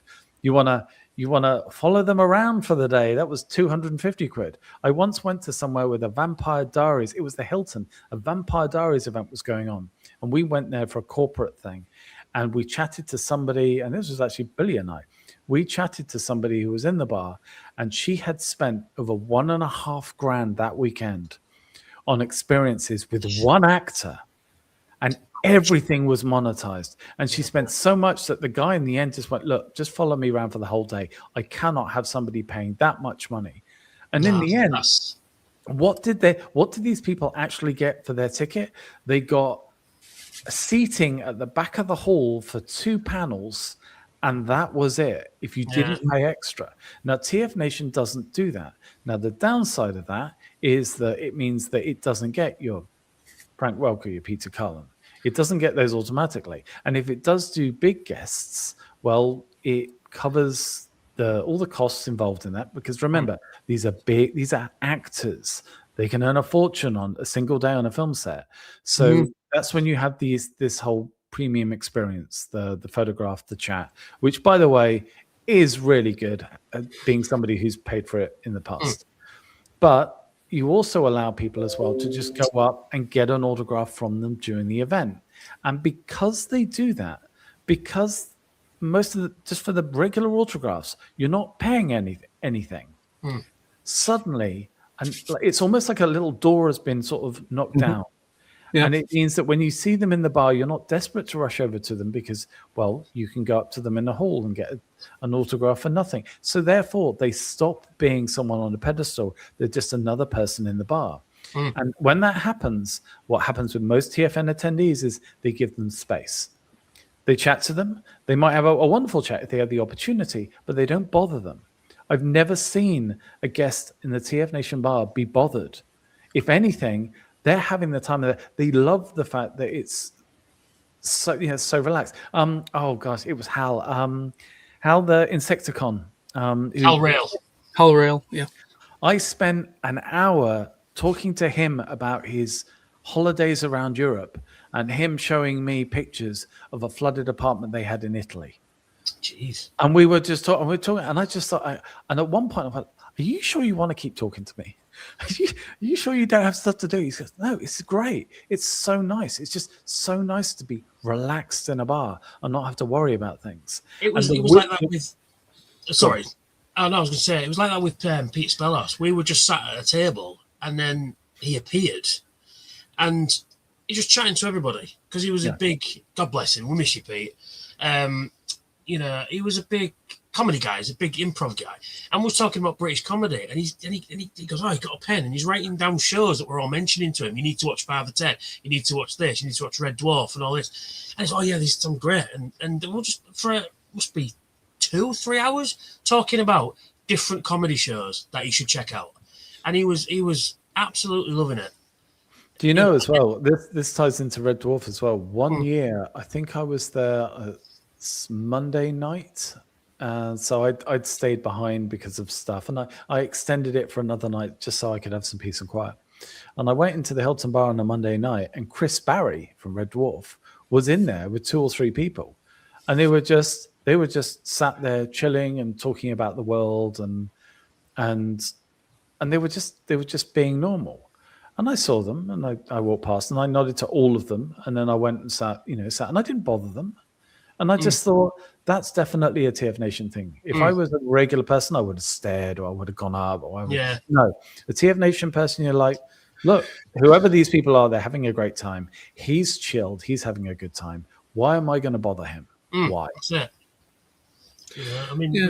We had a really good conversation with Venus Terzo one year, and there's a smoking area outside the hotel, and a lot of us just go stand up there and chat. Yeah. And I don't smoke because asthma and the whole rest of it. But we're just chatting, and she comes over. Can I join you guys? Sure. And we chatted and chatted and chatted, and people came, people went, and she must have been stood there with us, I don't know, 5 hours or more, just chatting to people and telling us stories about Gary Chalk and David Kane and stuff like that. And we were laughing and laughing and laughing. I mean, that's the good thing is they will come over to you. They will say, "Hey, how's it going?" And I've had a couple of them actually, because I do the soon countdown on Twitter and stuff like that. A couple of them really we hadn't noticed. For those who don't know, I've had a couple. Oh, that's you. That was you. Oh, right. And I'm cool. But the biggest moment though, and this goes back to the old All Assembly days, was when Greg Bergers was there, and we're all in the bar, and this is the first time I've ever seen anybody like you, John. You don't know what to do, don't know who to talk to, and then Greg Berger materialized into the bar, went to every single person that was in the bar. It wasn't just, "Hey, I'm Greg, how's it going? I'll see you later. Hey, I'm Greg." It was none of that. He genuinely was interested in you, and he would speak to you, and it's just like, what is happening right now? That kind of thing. But he was lovely, and then he remembers everyone as well. When he came back last year, he remembered every single person, and but then you're walking down the corridor, he's like, "Hey, Tony," I'm like, "Hey, Greg," like that. And that's just the way it is. It just becomes that. It's not like we designed it that way. It just became that, and that's why I go every year. It's when the guests realize that they can technically be off duty and they can be themselves. And we don't expect them to be superstars. We're just happy for them to be themselves. Absolutely. And if you stop, and it's like some of the people in chat who talked about their own challenges, when you're not worried about yourself, when you're not, I mean, again, something I suffer from is when I have nerves, people don't notice, but I then over try. I almost go the other way. I become too noisy. I become too confident. But it's just because I'm nervous. But then when I'm relaxed, I'm quieter, I'm more myself, but I'm a better communicator. And a lot of people, when they can be their true selves, they'll come away from TFN and people will go, "Oh, it was great talking to you." And you're like, how the hell did I manage a conversation? It's because you're just relaxed. Yeah. That's the great thing. I'll completely agree what you're saying with that, Adam, because that's exactly how I feel. Because it's like, when it obviously in my normal everyday life, I can't really open up about certain aspects of my life or things that I mean, like enjoy, like my hobbies. I mean, obviously, I've got friends. I've got my mate Smithy, of course, but he's not nerdy in that way. But he respects the facts and he understands, and he's still my friend because I'm a geek. He doesn't have a problem with that, but he's just not into it like I am. And but when I go to TFNation, I can be completely myself. I feel I'm able to. Lost Adam. He's just gone. It's all right. He'll be back hopefully. But yeah, But yeah, I can. I feel I can just be myself, and I think just piggybacking on what David said, that is what makes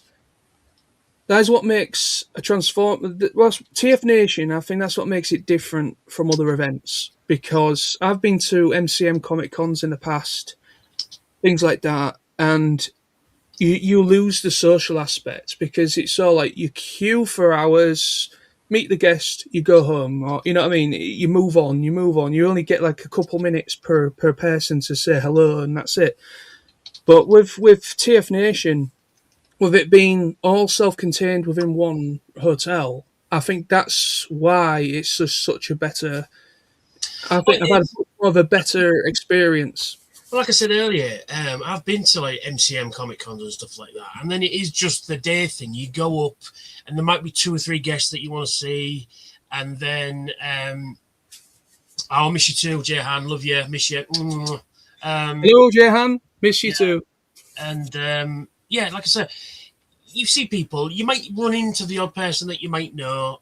You might have a brief conversation with that person, and then you've gone around the dealers' rooms. You've seen a couple of panels, and then you're ready to go home. That's it. There's no social thing going on. Whereas I've been to Star Trek conventions where they are a little bit more. Like I think, like the question was asked earlier about different Comic Cons and stuff like that. Whereas if it's one particular thing, like for example Transformers or Star Trek, if it's one particular thing, you're more likely, it's going to be a lot smaller and you're going to be more likely to interact with other people.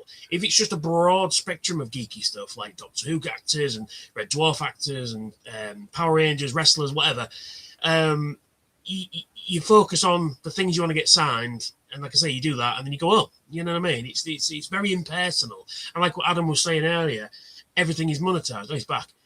Everything is monetized. You've got to, if you want to, you pay 50 quid for an autograph. But then if they want to sign, for a picture, if you want to sign a DVD that they're in, and they get to sign that, and it's another £20 on top of that, and then you were saying about following around for the day, and I'm just thinking that's so, again, the whole thing of. But then it comes back to the whole thing of we're talking about the guests being left alone and stuff like that. Do you, if you were one of these guests, would you want 10, 15 people running around you after it all day? There's that as well. I mean, I don't think I could manage it, quite honestly. No. I mean, there's nothing wrong with, like I said, sitting in a bar talking to people, sure. But when, then knowing that they've paid money just to just be in your presence, I'd feel real guilty. If I was somebody like a voice actor or an actor or whatever, and I would feel that I'm taking advantage of those that are, don't get me wrong, they're willing to pay that money, of course, because they want to meet that person for whatever reason or from whatever series I was in or whatever. Just speaking hypothetically, but but the thing is me being myself, I would feel really off put taking extra money off of somebody that has probably only works part-time or probably, you know what I mean? They probably don't have a lot of extra income in order to pay out all that money. So they're probably, that kind of thing. So I'd feel really bad. It's unfortunately, it's the business of conventions. And this goes back to the original point that Dave was making about the difference between this and other conventions. Like, for instance, if you go to a Comic-Con, a lot of the guests there will be booked as a block bulk. So one agent so maybe you'll see 15 people from, I don't know, Star Trek Deep Space Nine. Well, the reason that they're all there is they've all been booked through the same agent, probably, or organization. And there's been a block booking for the lot of them. And so often you'll then go, well, the prices are actually quite cheap for them versus other people. Well, it's because they've done this block booking. Yeah. But at the same time, people are getting a cut, people are getting this, people are getting that. It's very much a business opportunity.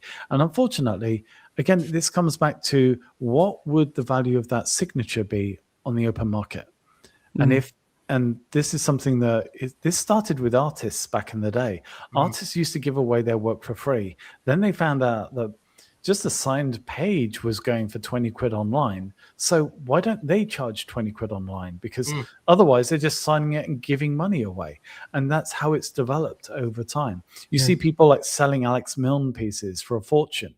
And it's like, well, if they're going to sell them for a fortune, then he needs to charge a fortune because he's the one who's doing the work. Yeah. You know, and again, I'll always say this as well, is if you go to TFN, if you are, especially Artist Alley, and the way that some of the Artist Alley people are treated in other conventions. I heard from someone, Abby Bulmer, who was at Manchester the other day, did a fantastic job. Lovely artist, lovely, lovely person. Absolutely adore her. She's been to conventions and she's been going around getting drinks and food for the other artists, even when she's been an artist, because nobody's giving them anything. TFN, almost like secondary citizens, aren't they? Whereas, and I think I've heard this as well about, I think it was BotCon back in the day, where they literally shoved you onto a desk and they just ignored you, unless you were like a major star. But even then, and whereas TFNation, they have a team that looks after the guests, not just the guests, the partners of the guest, who often get an even rougher time because they're just told to basically sit there and they don't do anything. So there's all those little considerations go into place. And it's part of the reason as well why I will always defend TFNation when it comes to how much they can afford for a convention, how much they charge for a convention, and what you get. They are literally working their arse off to please everybody.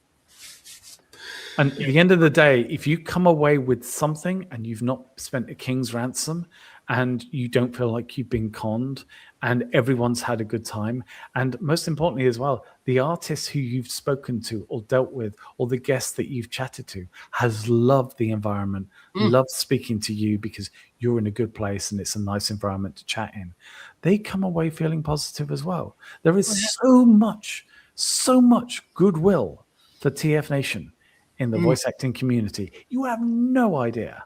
And that's one thing I can say with confidence. There are some guests that will bat for TFNation any day of the week. Oh, yeah. Now, that's a great position to be in. Oh, of course it is, yeah. It is, yeah. It's because, they're not, like we said earlier, just to reiterate, they're not getting mobbed when they're in the bar. They're not getting, mobbed when they're having the lunch and things like that. We will give them the space. If I've seen other conventions where the guests, they wheel them out. They do a panel. They wheel them out again, and then wheel them back in to do autographs. And I was at a Star Trek convention years ago, like talking 20 odd years ago, and I had to wait for my autographs. I was, you pass numbers. Yeah, you were doing it in blocks, and I had to wait till almost I was getting on the train to get my autographs, and I was really not happy. If I could have just joined the queue at any time. So at one point I had to lie. I said, look, we're getting our train in 10 minutes. Can we just jump on the end of the line? And of course, oh, wait a minute, we can't do that. Hang on, and then you're on the radio for 10 minutes, going back and forth. Whereas it with me, I'd have just gone, yeah, you know what, join the queue. You know what I mean? But there's a difference between running a convention as a business and a business that runs conventions for the benefit of everyone. Yeah. It's very, very subtle in terms of when I explain it like that, but the reality is that people genuinely care. So in fact, I'll tell you what, we're talking about sort of conventions in general. Can I quickly say something about TFNation Swindon? Yeah, of course, yeah. Right. We was going to move into that eventually anyway. So something that we mentioned already a couple of times on the show is that TFNation improves things. That's part of their brand, if you like. If you go to a TFNation event, you know that they've thought to improve things. Now, the guys here with me, they remember not all the way back to the start of UK conventions, but they know far enough back that different conventions were in different hotels, in a different location. And at some point, the location didn't work for the hotel anymore. The location didn't work for the event anymore. Now, does it matter that everyone loved that location or they love it even more as years go past? Yeah, okay, we understand that. But practically, especially now, like there's nowhere else in Birmingham that you could hold this event and still be in a hotel. No. And most people listening to this have only ever known TFNation, the convention, and known the Hilton as the location. You've never known other events. However, you're getting to see that now with the minicons. Look at Manchester. What is it? Its 4th year? Yeah. First year was at the hotel that changed its name literally whilst we were there and confused the hell out of everyone. It was okay. It was a bit cramped. It wasn't ideal for anyone. It really sucked on the social side of things. It wasn't ideal. And there were some security concerns. So TFNation improved. They moved over to I think it was Elizabeth and Albert Hotel. It was a nicer location. There was a bit more of the social side. However, the rooms weren't ideal. And there's also issues with the hotel, like with lifts and stuff. Made it really difficult for attendees. It was nice. The staff were lovely, but not ideal for the future. Last year, Pendulum still had a lot of issues, and also took a while to get used to the layout, which even Nosy has said it's it's a bit of a challenge. It's a bit of a unique design, but they adapted and it worked, and everyone loved it. They stayed there this year, and what have they done? They've tweaked loads of things. They've made improvements. So you're getting to see the build up to a stable base. Hopefully next year, maybe the year after, still at the Pendulum. However, for what I'm just going to call the South Central TFNation, it's a bit difficult because you don't want to do London. It's too expensive, and it is ridiculously expensive. You don't get any bang for your buck. No. Plus, despite the size of the city, that doesn't automatically mean all the biggest convention areas are there. No. So they went to Reading. Now, Reading, if you've not been there, it's almost like a church. It's a lovely, lovely building. Lovely staff as well. Very friendly staff. But it's got these huge high ceilings. It's even got like an organ, old-style organ at the back of it. Oh, cool. The hall. It's amazing. However, because it's height, it's the Great Hall. But that doesn't mean width and length. And you are quite cramped. But also you're in a situation where you're quite cramped, and yet there's 20 meters of unused room above you. You can't do anything about it. It's not linked to other rooms directly. So if you want food, you walk down the hall, but you're out of sight, out of mind. There's not another display room or another area around it.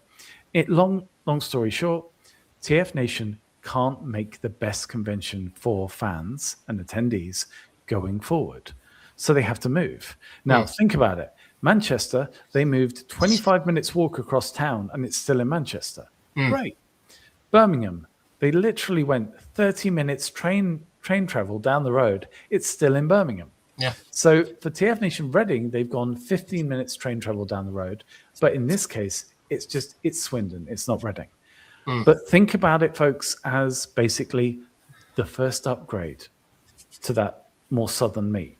Now, I don't know where they're going in terms of the exact location, but I had a quick check, and Swindon has hosted some really big events. They've got some decent-sized venues. They've held like Pokemon conventions with a large chunk, and we're talking easily 500 plus attendees. And remember, the minicons or the smaller events, they're not massive. They're not going to be TFNation level, but you're still going to have hundreds and hundreds of people there. So it definitely can take that sort of event. But I have noticed that people, when they talk about TFNation Swindon, they focus almost on the Swindon more than the TFNation. It's like, because Swindon isn't a big town, that means that TFNation Swindon won't be big. No. Far from the point. This is TFNation finding the right location to give the best experience to everyone. Within an hour's train of Swindon, you've got London, hour and a bit, which is fine because when you go to Reading via the Victoria line, it takes you the same amount of time anyway. If you're going by train, it's only 15 minutes on from Reading. But with an hour's road journey of Swindon, you've got like 5 cities. 5. You've got a large chunk of the country that has never had a Transformer convention this close. This has the possibility of being the first Transformer convention for so many people. So I would say to people out there, when you see anything about TFNation Swindon, use this as an opportunity to give back. TFNation does a ton for you. These guys always support TFNation. The weird thing is, I know that people from TFNation will actually be watching this video because I've had feedback on stuff before. But this is a great chance for attendees to give back. So when stuff comes out about TFNation, share it, support it. If you're not going, spread the word. But if you are going, be that helpful person. Be that attendee that helps others. Be the person that brings positivity. Make the first TF Nation something in Swindon, something really special. That'd be great. Yeah, I just want to piggyback on Swindon thing, because obviously I was at TFN Manchester where Swindon was first announced, and I managed. I didn't go to any other panels, of course, except for the very last one before closing ceremony, because I was just getting talking to people, just get waylaid. But when that was announced, the whole room just went whoa, and I was just like, "Well, that's interesting." So the mass people in that room, and then there was a kid at the front, and he just shouted, "That's where I live." So so, so I was just like, "Well, Whole that's next time. I mean, that's obviously gone down well, because I actually spoke to a few people afterwards saying, "Oh, that was J-Bot. It was Jamie J-Bot," and he came up behind me, and he was just like, "So, Swindon?" And I went, "Yeah, Swindon. They just announced it in there." And he went, "Oh, great. How am I going to get there?" Because he's a volunteer. So it's like, well, what can I say? It's going to be better for other people, not everybody. But there is a large chunk of the country. If you look at the locations of other Transformer events, there's a large chunk of the country that doesn't have the luxury of having a Transformer convention down the road. You look at the west side of the country, and some of those people are traveling massive lengths of time, especially towards, the Cornish side of the world. Yeah. Massive lengths of time just to get to London. Yeah, I mean, I remember, and this is a different convention completely, but I remember when Roll Out Roll Call for 1 year went from Fordingbridge to Southampton. And if you see that on the map, that's tiny. There are people that refuse to go to Southampton because it was an extra 10, 15 minutes drive. Yeah. And yet some of those people go to TF Nation Birmingham. Yeah. So they'll do 3-4 hours, on a car, and yet they won't do 50 minutes there. There will be people who are so overjoyed to have something near to them. People who literally wouldn't be able to afford to go to an event, any other event. They can't go to Manchester. They couldn't even go to Reading. They can now go to Swindon. I think it's fantastic. Oh yeah, absolutely. Yeah. I mean, I think one of the reasons why Birmingham was picked, because it's central. I think, and we're all going. Central to part of the country and that. And yeah, it's a bit further for certain people than others. I get that, I understand that. But like I say, if you can't get to, Manchester or Birmingham or Edinburgh and you live close to Swindon, perfect. Go and have the con experience, but you're not going too far afield. You don't have to pay for travel so much. And it's more money for robots too. But as you were saying earlier about TF Nation, always striving to be better. There was that time when they started to do the forge and they just put it into a little annex room and nobody went in. And there was a few complaints from some of the dealers there. And then they put them in the main hall and then spread them all the way around the outside. I thought that was a really genius way of doing it. They've now incorporated it. And it's all the dealers together and people making their own things. And it was... And you know what? It fills the room out, but not in a way that it's too much, if that makes sense either. And the way that is planned as well. Now, again, I have no insight into the planning process now, but they absolutely consider that. They consider the atmosphere. I mean, I could the first TF Nation. We had the guys from Angry Birds and we had the guys from Transformer Wars. We put them in the side room. It should have been fine, but then the Hilton, in their wisdom, decided to shut the doors to that room and put food carts in front of it. And what did we do? And then at the same time, as you'll remember, we had a side room where Thu was doing a panel, and the room was so baking hot that we just couldn't continue. Yeah. And the genius of things like TF Nation is they try and plan to make everything as easy as possible. When it goes right, it's great. When it doesn't work out, they fix it. And you have stuff like MCM and you have other Comic-Cons, and this is another difference for David. Other Comic-Cons will get stuff wrong or have stuff that inconveniences attendees year in, year out, and they won't change it because they don't care, because all they care about is your money. TFN tweaks and does as much as it can. It can't change the world, but they can try and make things a little better. And because of that, TF Nation attendees seem to be a little bit calmer. They approach things in a problem. If there's a genuine problem and they know TFN is trying to take care of it, they step back. They let them fix it. Or they try and support in another way by at least going to the event and trying to be that good, positive fan. It's a great thing. Sorry, Tony, you were going to say. I was just going to say that I've been to other conventions, and getting your pass for the weekend, for example, it's been in the main hall. So you've got to queue up because you might want to see a panel first, before you go get the dealer's room. But you've got to go into the dealer's room, get your pass, come back out again. So you're in the queue. And you think, well, while I'm here, I might as well walk around. Whereas at TFN, they've put it in that room that used to be that they used for the Gundam a few years ago. Yeah.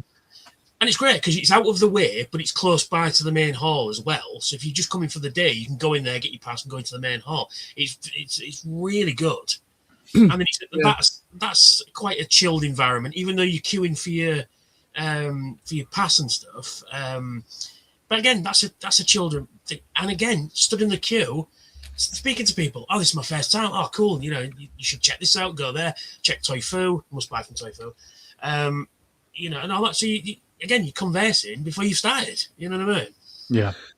Yeah, I agree with what you're saying. I mean, one good thing as well, because I think they actually made this I don't know if I think it was last year that they made this actually a thing, where that same room where you go for where the registration desk is. They actually, when they close the registration desk down for the day attendees, they actually, that room gets reconfigured and they actually put chairs and tables in there and it becomes a quiet room. Yes, they do. Yeah, I forgot to mention that. Sorry, yeah. Yeah, so basically they did that. It's literally just as where the main dealership, I said dealership, dealer room, might as well be a dealership. Yeah, so but the main big dealer room, and you just come out where you got that big bit where the lifts and everything are, and it's literally just in the far, as you're coming out the dealer room, it's on the left. And so, yeah, that's where the registration desk and all that is when you're going to pick up your ticket or your wristband.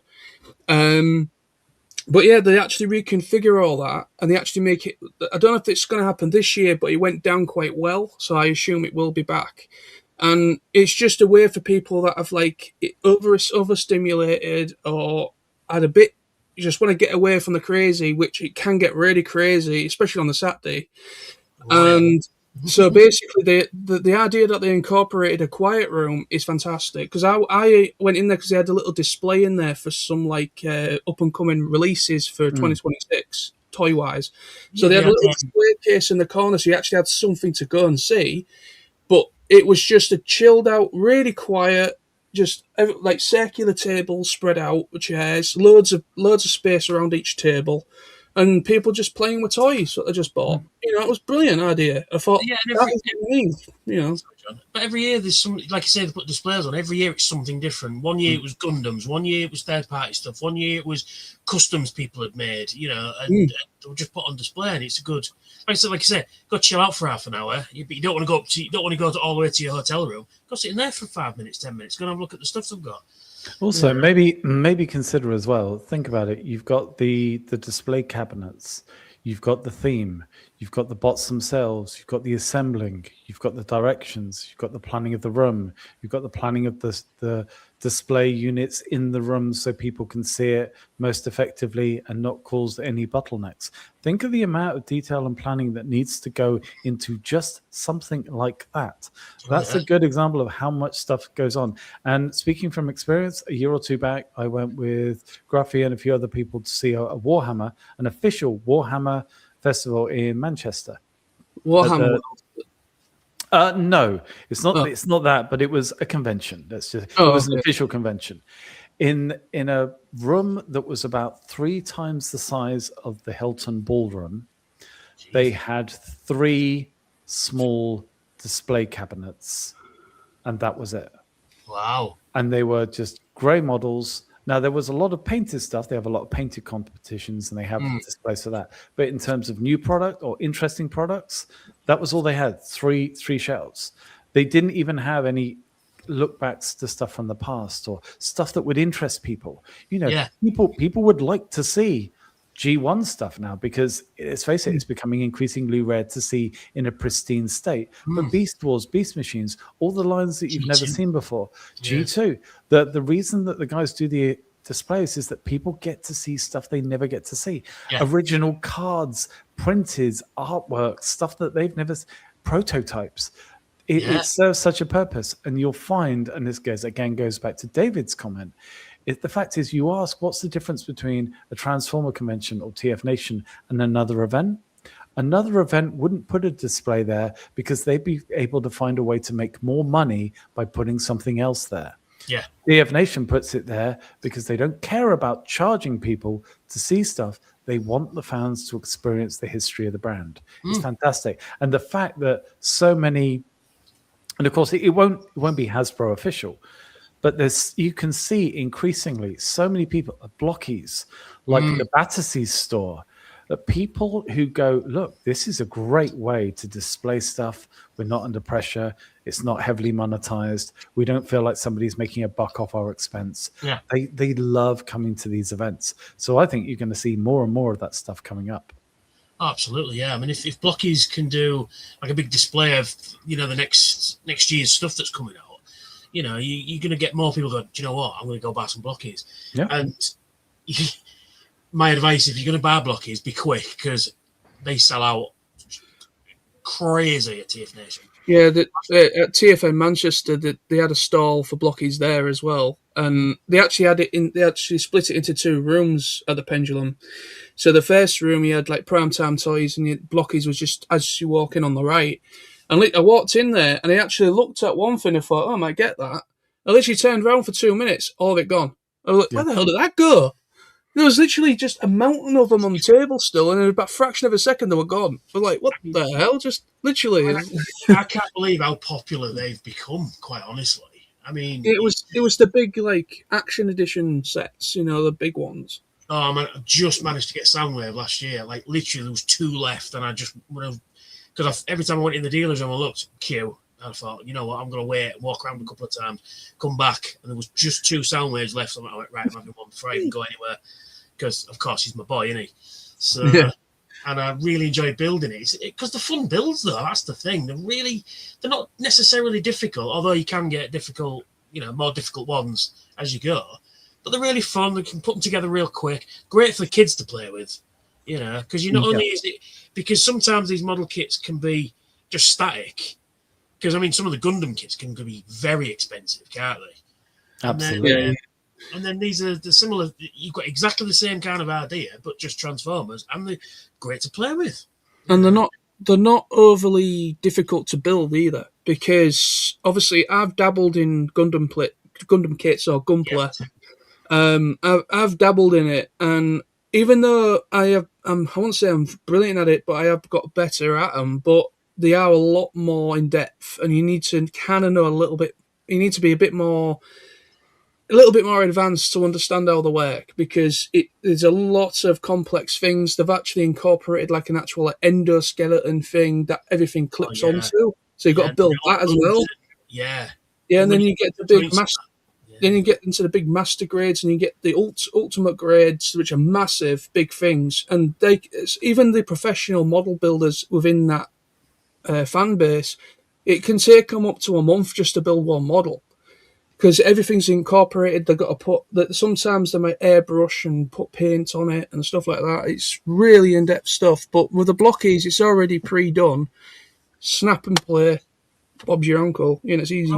They're all standardized parts as well, aren't they? Apart from like Grimlock's shoulder arms and stuff like that. There'll be the odd things, won't there? That's like I said, but mostly they're all standard parts, and you just 5 minutes, and you got a robot to play with. Yeah, right. Now, and just gentlemen, I'm going to say, I know Nozzy's probably going to look at chat in a sec, but I was going to say, we've done a couple of hours. Mm-hmm. Now, I know as well, since we covered all the main stuff, we could end up just talking random stuff for the next 2 hours. And as lovely as that is, I'm the one nursing an injury at the moment, so I can't stick around for too long. Okay. But also, what I would say is, like, we've had a bunch of people watching in the chat, so I just want to say first off, thank you to everyone who's watching in chat. Don't worry, we're happy that people lurk. It's all good.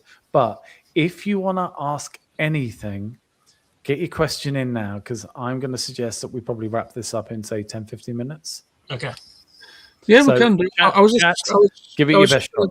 I was just going to go through all the chat and just make sure everyone that's here is mentioned, and then we can always call it a day if you want in about 10 minutes. Cool. Yeah, it's fine with me. We've covered the majority of things. Yep. All right, so there is a fair few people here. So I'm just going to start with this one. This is by Andy Prime. He just says, I'm looking forward to the concert. Are you guys going to it? And obviously you, Adam, you're not going to be there, but I don't think anyway. Yep. We'll wait for Tony to come back. But yeah, I've definitely got my ticket for that, Andy. I actually prioritised that because I'm not doing the Friday. I haven't got a Friday ticket, so I've literally prioritised the concert, because if the way things are is like, I'm not. This isn't putting a bad thing on TFN. I understand costs have gone up on everything, and the prices of TFN event, the ticket prices and everything, having to pay for the Friday now when Friday was actually a free day.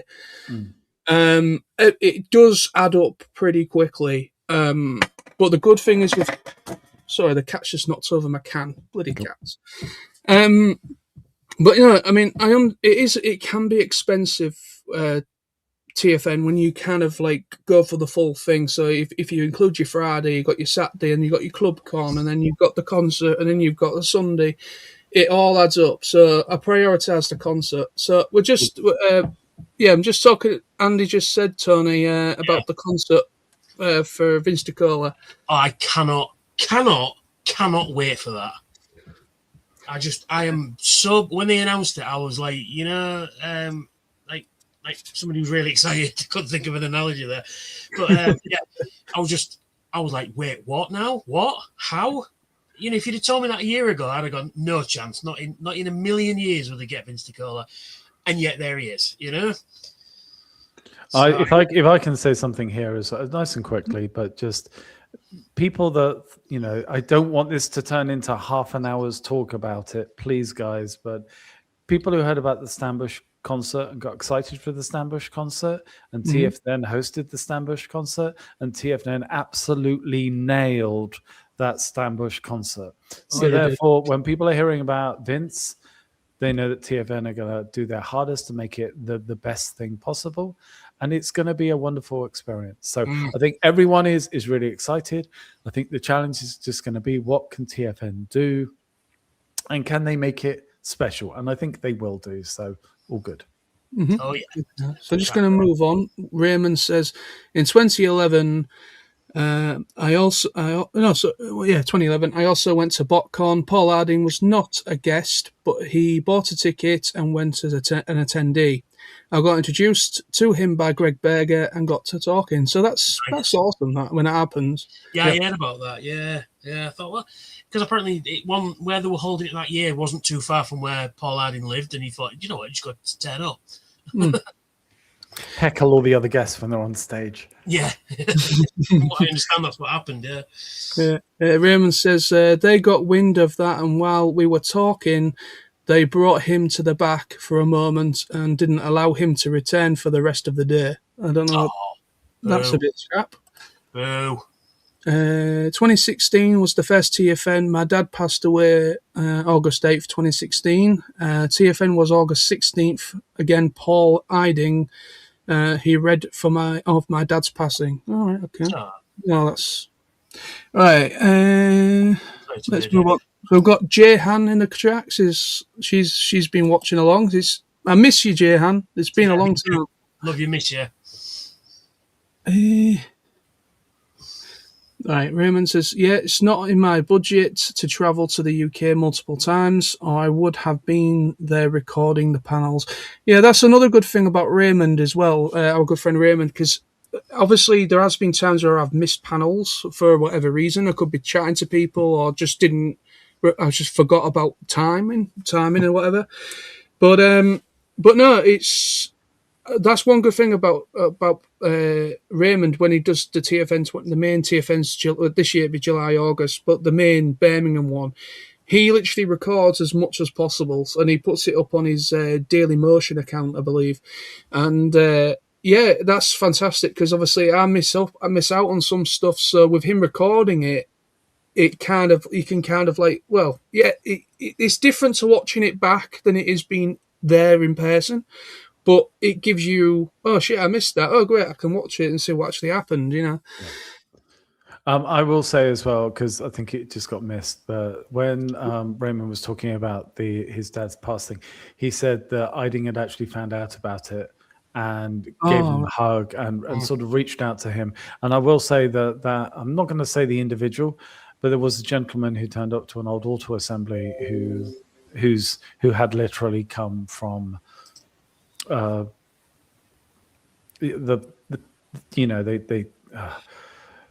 they come from a funeral, let's just say, and we managed to put in place a situation where that person spoke to an actor whose character was very, very close to him, and they had a moment. And it was one of those little things that you can do for an attendee and for a guest that makes the occasion very special.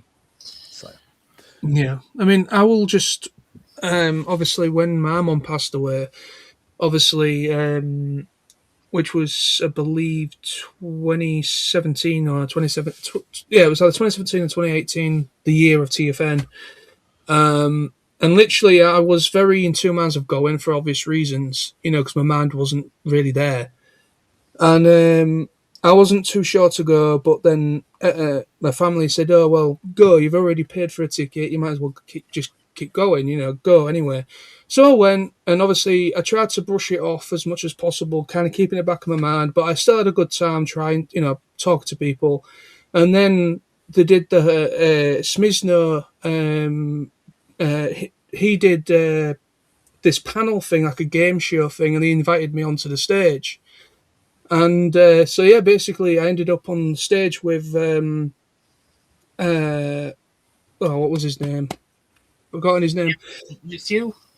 Yeah, Few. Thank you. Yeah, it was Few and a few other people on the panel, and we just did this like blindfold thing and everything. And literally, the community that year, I will never forget it for as long as I live, because nobody was being too overly thingy. It was just supportive. There was very supportive environment, and that's just what I needed in that moment. And it was probably one of the best years I've been to for that reason. I had a similar thing back in 2011. My mum died then, and it was kind of it's a very strange place to be in it, John. You don't know what to do, you don't know who to talk to, you don't know what to talk to about. But when you went to TIFF, well, it was auto assembly for me that year. But when I went there, I kind of, it's going to sound real callous, but I kind of forgot about it for that weekend. And I think sometimes that's what you need, like you were saying, John. You just need friends to be friends. Come on, let's have a good time. Let's, forget your troubles for a bit. And, I mean, we've all got our, things that are going on in our life. But sometimes you need that distraction right at that moment to make it, I have been beating myself up, and things you can't change, and I'm going to enjoy myself. I mean, that's what your mum would want for you to enjoy yourself. So, yeah, exactly. And when somebody told me that, because sometimes you can't articulate it, but when somebody says it to you, you kind of go, "Yes, yeah, of course, yeah." And there's that moment, epiphany. That's it. You just bang, of course. Let's crack on, And like you, John, you forget it for the weekend, and then you come home and and you're back to it. But just for that moment, everything's right with the world. If that makes sense. Yeah, yeah, that makes perfect sense, because at the end of the day, I have spoke recently, like obviously what my parents thought of me, collecting everything in my more adult years.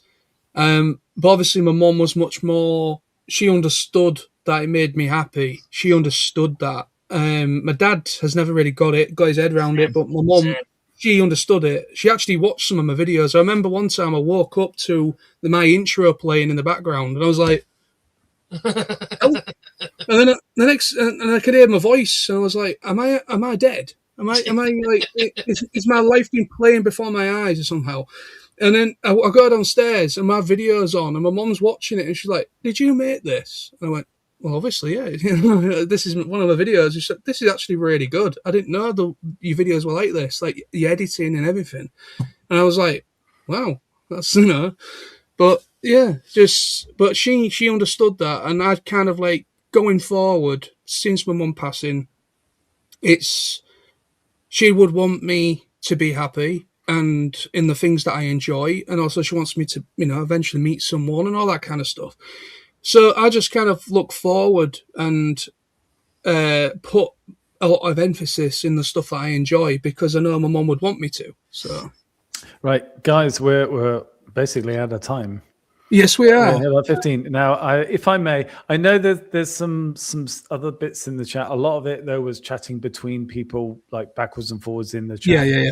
But also as well, I came back to Nick as well on the idea of, yes, there is a steam engine museum in Swindon. It would be lovely if the event could be held there. I don't know where exactly it would be, so I'm not gonna state any guesses even now because I don't want to put TFNation in a tough spot. But I would like to say something just as we finish up. And funnily enough, Nolsey has literally teed this up perfectly for me, which is, as Nolsey keeps doing his various videos and his various shows, he seemed to have not realized that he's hit 750 subs on his channel. Hey. Well done. Three quarters of the way to the grand. Yeah.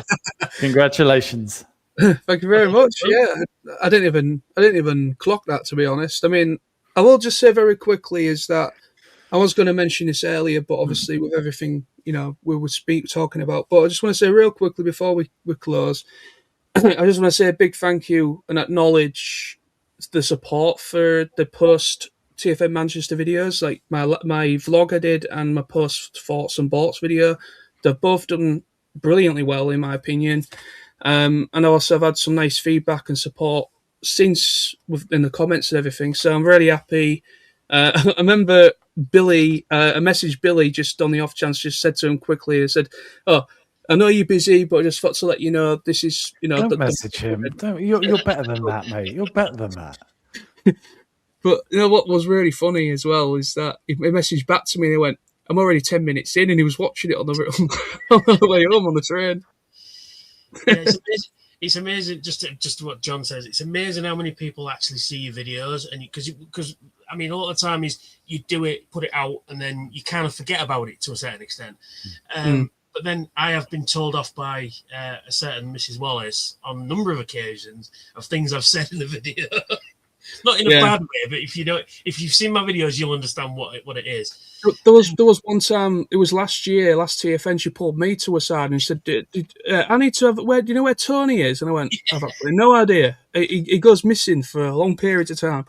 And then she just went, "I have a few words to say to Tony." And I went, I can't remember exactly what she said, and I was just like, oh dear. I was like, "I will let you have a word with him." It's quite funny. Yeah, because I was looking at the TFN table and I'm like, "Oh, I'd like, I was buying something," and then she goes, "I want a word with you," and then she told me off. I'm like, "Soz me." Right, I'm just going to finish these two last comments and then we'll bring it to an end. This is David again saying, "Thank you guys for the great live stream again. Anytime. What Transformers are you looking for?" But we'll just say really quickly, I don't really look into it for TFN. Like I don't have a list. One stuff, kind of, sort of Victory, Master Force kind of stuff. Yep. I think this is it's a fascinating thing as well that happens is that, David, is it's your first TFN? I think sorry, I keep forgetting, but if you're going to be in that toy room for the first time, that dealer room, and you've not been to an event before, and all you've done is just buy stuff online and maybe a bit of eBay, you've never seen the wealth of stuff they have there. You'll be stunned, and you might want to spend a fortune if you're able to, if it's feasible, great. But also you realize, especially after you've been to TFNation for a couple of years, 99.9 recoding of that stuff will be back again the next year. So you tend to focus on what these guys do. They go, well, I've got the thing I want and the thing that would be a nice backup. And then when they come back, they bought maybe one or two things that they just like the look of in the moment. But there's no rush because you've got next year. Yeah. And if anything, you go, well, I've got a bit of money left over. I'll put that towards next year. Oh, this Swindon. Or Swindon. Or Swindon or Manchester or whatever. Yeah, you will find stuff. And a nice thing about Swindon, actually, it took 3 years for one guy to get TF animated Blackout. And for the first 2 years, I knew it was at Toy Fu. I knew there was one there. And 1 year, it was really, really cruelly robbed of it, I think. It was just a quirk of fate. He just couldn't get there in time. But when he got it, it was over the moon. But the fact was that he could go to the next TFN, and I guarantee there'll be one there. There'll be something there. There might be the odd event where there's not that thing that you've always wanted, but usually there is something that you really want. So, go on. Sorry, Adam. Sorry. No, go for it. I was just going to say, just to reiterate what Adam's saying, if there is something that you want that you think that nobody will have, Toy Fu will likely to have it. Mm-hmm. And if you can get to Toy Fu, that's the challenge. Yeah, Toy Fu is always just inundated with people, which is a good thing though, but you know. Raymond, stop it. Yeah. I see you in chat. Stop it. Yes, I got Black Zarak. Yes. Stop it. I won't mention it here. I will mention it on my own channel. Just bring in Andy's last comment saying, thanks for chatting with us and take care. Yeah, do take care as well, Andy. To see you. Thank you very much, mate. In July. And thank you to everyone. I know we've had a pretty healthy viewer count, and I'm sure there'll be more people as well watching afterwards. So thank you so much, folks. I think we've averaged about up to 10 views while we've been live, so that's not bad. Good grief. That means my 9 shadow accounts have been working overtime. That makes sense. Well, I'm just going to bring it to an end then. So I just want to say a big thank you to everyone that joined us this evening. I hope what we've spoken about... Go on, keep going. I know it's your channel, Knowlesy, but where else can we find you on the internet? If people want to hear you chat and talk about stuff, where can they find you?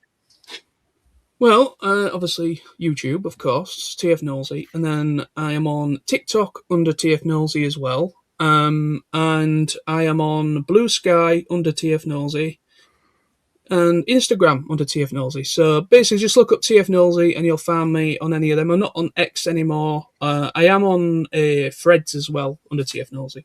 Okay, now we move to the big YouTuber, Mr. Tony. Where can we find you? Pretty much everywhere. If you just search SoundwaveSG1 on all the socials, you'll pop me up. I am still on Twitter, X, or whatever they want to call it. I just use it just to spread the word, you know. But yeah, pretty much any socials. Apart from, I am not on TikTok. I'm still debating if I should go on there. I am on Rumble now as well, and I am setting my Twitch channel. I've got a Twitch channel, but I don't really do anything with it. I am going to be, now I've got time on my hands for the moment, I'm going to be doing more stuff on there, so check me out on there as well. But SoundwaveSG1 everywhere. Okay. And as for me, you can find me on a YouTube channel called The Fluff and Busters, where it's just sort of film commentaries, but with a bit of a spin. So there we go. And that's it for me. Thank you very much, gents, for inviting me on. It has been an absolute pleasure. Oh, anytime, dude. Thank you for coming on. It's always good. Yeah, I mean, it's been a great stream. Very happy. Hopefully, can we? By the way, can we limit the next broadcast to just Sam's form as Sam, and no other Sam? The one true Sam. The one true Sam. The one true Sam. The one and only Sam. Yeah. But yeah, I'm very happy. Sorry, before we all go, I'm sure we'll do one of these closer to the event as well. I'm sure.